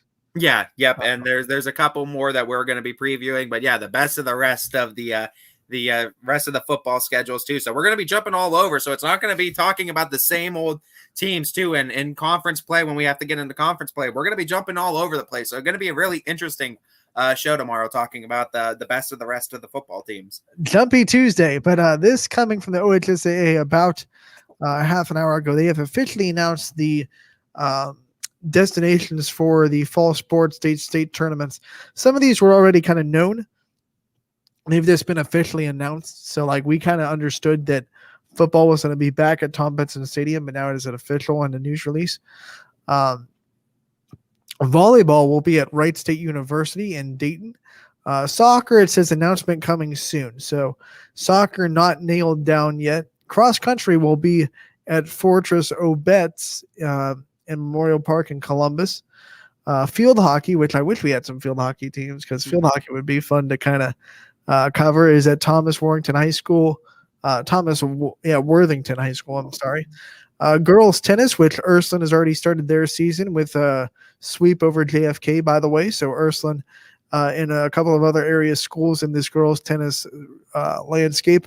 That state championship will be at the Linder Family Tennis Center in Mason, Ohio, which is just north of Cincinnati. You'll hit it if you drive to Cincinnati. And golf will be at Ohio State University Golf Club and the North Star Golf Club as well. So those are the destinations for the OHSAA fall state tournaments. And football back at Tom Benson Stadium, and that's just a good thing for all football fans. We love that Paul Brown Stadium stepped up last year. It was a great opportunity to be in Massillon, but it just makes perfect sense to have this game in the Hall of Fame Stadium. I mean, it's part of what makes Ohio high school football tradition so special and why we're one of the top states for Ohio high school football. I know Texas tries to compete with us, but we have the Hall of Fame here for a reason. Because it was started here, and the honor of just playing as a high school student to play in the Hall of Fame Stadium too, for the richest prize too in the state for the state championship. It's a true honor too, and it's a privilege that not many players get the privilege to do, is play in the Hall of Fame Stadium. Oh, it's so cool. I mean, we just saw NFL teams play in that Hall of Fame Stadium last Thursday, and it's just so cool to kind of see that stadium get filled up with high school teams and to see a lot of dreams get to come into fruition in that space. What I also like about the whole landscape is there's no centralized location for these state finals. It's just in the best place that can be found. I mean, there's no pressure to put everything in Columbus, which I think is very smart. You know, you kind of spread things out. Volleyball at Wright State down towards Dayton, cross country and Mason down towards Cincinnati. You got football up here in the Northeast towards Canton, and you got golf in Columbus. And I feel like now everyone can be a little bit happy because they don't have to travel for every sport. You know, you got the Northeast. Yeah. We see other sports too. We have stadiums too up here in north towards Cleveland too, and I mean towards the Toledo area too. I mean, there's stadiums all over the Ohio too, and it's kind of nice that the OHSAA is making everyone kind of like tour the state too with their state play and their state tournament play for all sports too, and that every city kind of gets a chance to have a sport shine in their town for a bit too, and that sometimes it's a closer drive for some people, and it's kind of nice to just move it around the state, I think, as well. Yeah, and it just it appeases all the fans because I mean, if you had every state championship somewhere in the Canton area, then man, would that be annoying for everyone that's in like Dayton. Yeah. No matter what the sport, we have to travel up to Northeast Ohio, and now everyone for different sports, everyone's going to have to travel at some point. So I think it's smart to have it in a variable location and kind of touch all the points of the state. I mean, and depending on who you are, a 4-hour drive is usually what it takes to get around the state from north to south or east to west. It's usually 4 to 5 hours. And I mean, to me, that's not that bad of a drive. But it is bad when you have to do it multiple times in a given year. So now when people only have to do it a couple of times or a lot less when they have some state tournaments closer to them too, it's a lot nicer too, because when you only have to make that 4 or 5 hour drive a few times a year, it's not nearly as bad. No, not nearly as bad at all. I want to bring up a golf score that we got on Friday right after the show. McDonald won the Mineral Ridge Invitational on Friday. Michael Porter, who we've talked about on this show before, he shot a 64 in the junior greatest golfer tournament at Avalon Lakes, which is a tough golf course to go through. He shot a 69 and won the first match of the year for McDonald Golf. The team also won the Mineral Ridge Invitational. So McDonald Golf going to be something to watch out for. We talk about how successful their whole athletics program is. You can't sleep on their golf program. can't sleep on anything in McDonald apparently with athletics. They have everything locked down, and that just proves it again now in the golf score. They got everything on lockdown, even the fast food industry. Yeah. Oh my God. I think they're going to take offense. There's no golden arches in that McDonald. It's all Blue Devil territory. Well, they do have gold in their color scheme though. Oh yeah, but they have a lot. They'll have a lot Not of gold red too in their trophy case too. Yes. It's not red and gold though. It's blue and gold. So yeah, exactly. But no, yeah, McDonald again. I mean, just great athletes coming from that school. Man, it's like every team is like, oh man, you're successful. You're successful. You're successful. They figured it out, man. I think the athletic director is like Oprah, just handing out awards. You get an award. You get an award. You get an award. Everybody gets an award. Be exciting too. Be sure to check out too if you already haven't. We previewed the McDonald Blue Devils football team too. If you haven't already seen that, we've talked to their volleyball coach. Yep, and we've previewed a few of McDonald athletics already. So if you haven't seen that already, be sure to check that out. We're all over McDonald right now. I mean, we have them on lockdown because we have to, because of how successful they always are at everything. Oh, I know. And once winter comes around, believe we'll be talking to Jimmy Francischelli about basketball too. We have all those guys on lock too with McDonald. So don't you worry. So glad they're a part of the YSN family. Oh yeah, and great fans too. Great community down there at McDonald's. So I mean, great support too. And I mean, that's why they breed great athletes too. When you have a great foundation of support, it helps. Golf in the area will get in full swing this week as we get more and more scores in. We love to get live scores to you on Running Point as we are finally in the midst of fall season. And that's really exciting. I meif soccer starts Friday officially for some teams, golf in full swing this week. And of course, a week from Friday, we have football week 1. And if you're the type that really is into golf, be sure to check in on Wednesdays too. And we have Brian Toner on too. It's a perfect time to really listen into golf too, give you some tips as well. And I mean, just talk area golf. I mean, no one really has quite the mind as Brian does as far as area golf is concerned. He has earned the title golf guru. I mean, we did not give that to him. Yeah, absolutely. So definitely a guy you want to listen to if you want to up in your golf game or learn some more about area golfers. Be sure to tune in on Wednesdays too. Absolutely. And that will be that'll be Wednesday, of course, with Brian Tolnar. Tomorrow on the show, as we already said, we will continue our football previews and actually wrap up our football previews with the best of the rest, which is basically every team. If you haven't heard your team yet, we promise it's coming tomorrow. That's just, it's our independent schools and also the schools that are in conferences that we're not fully affiliated with yet. So that'll be tomorrow. Also tomorrow at 12:30, Springfield girls soccer coach Justin Kosick will be coming on the show to talk about a Springfield girls program that has only lost 3 games in the last 2 seasons. Very successful soccer program in the area. And we'll expect big things again from them. We'll talk to him about his program tomorrow at 12:30.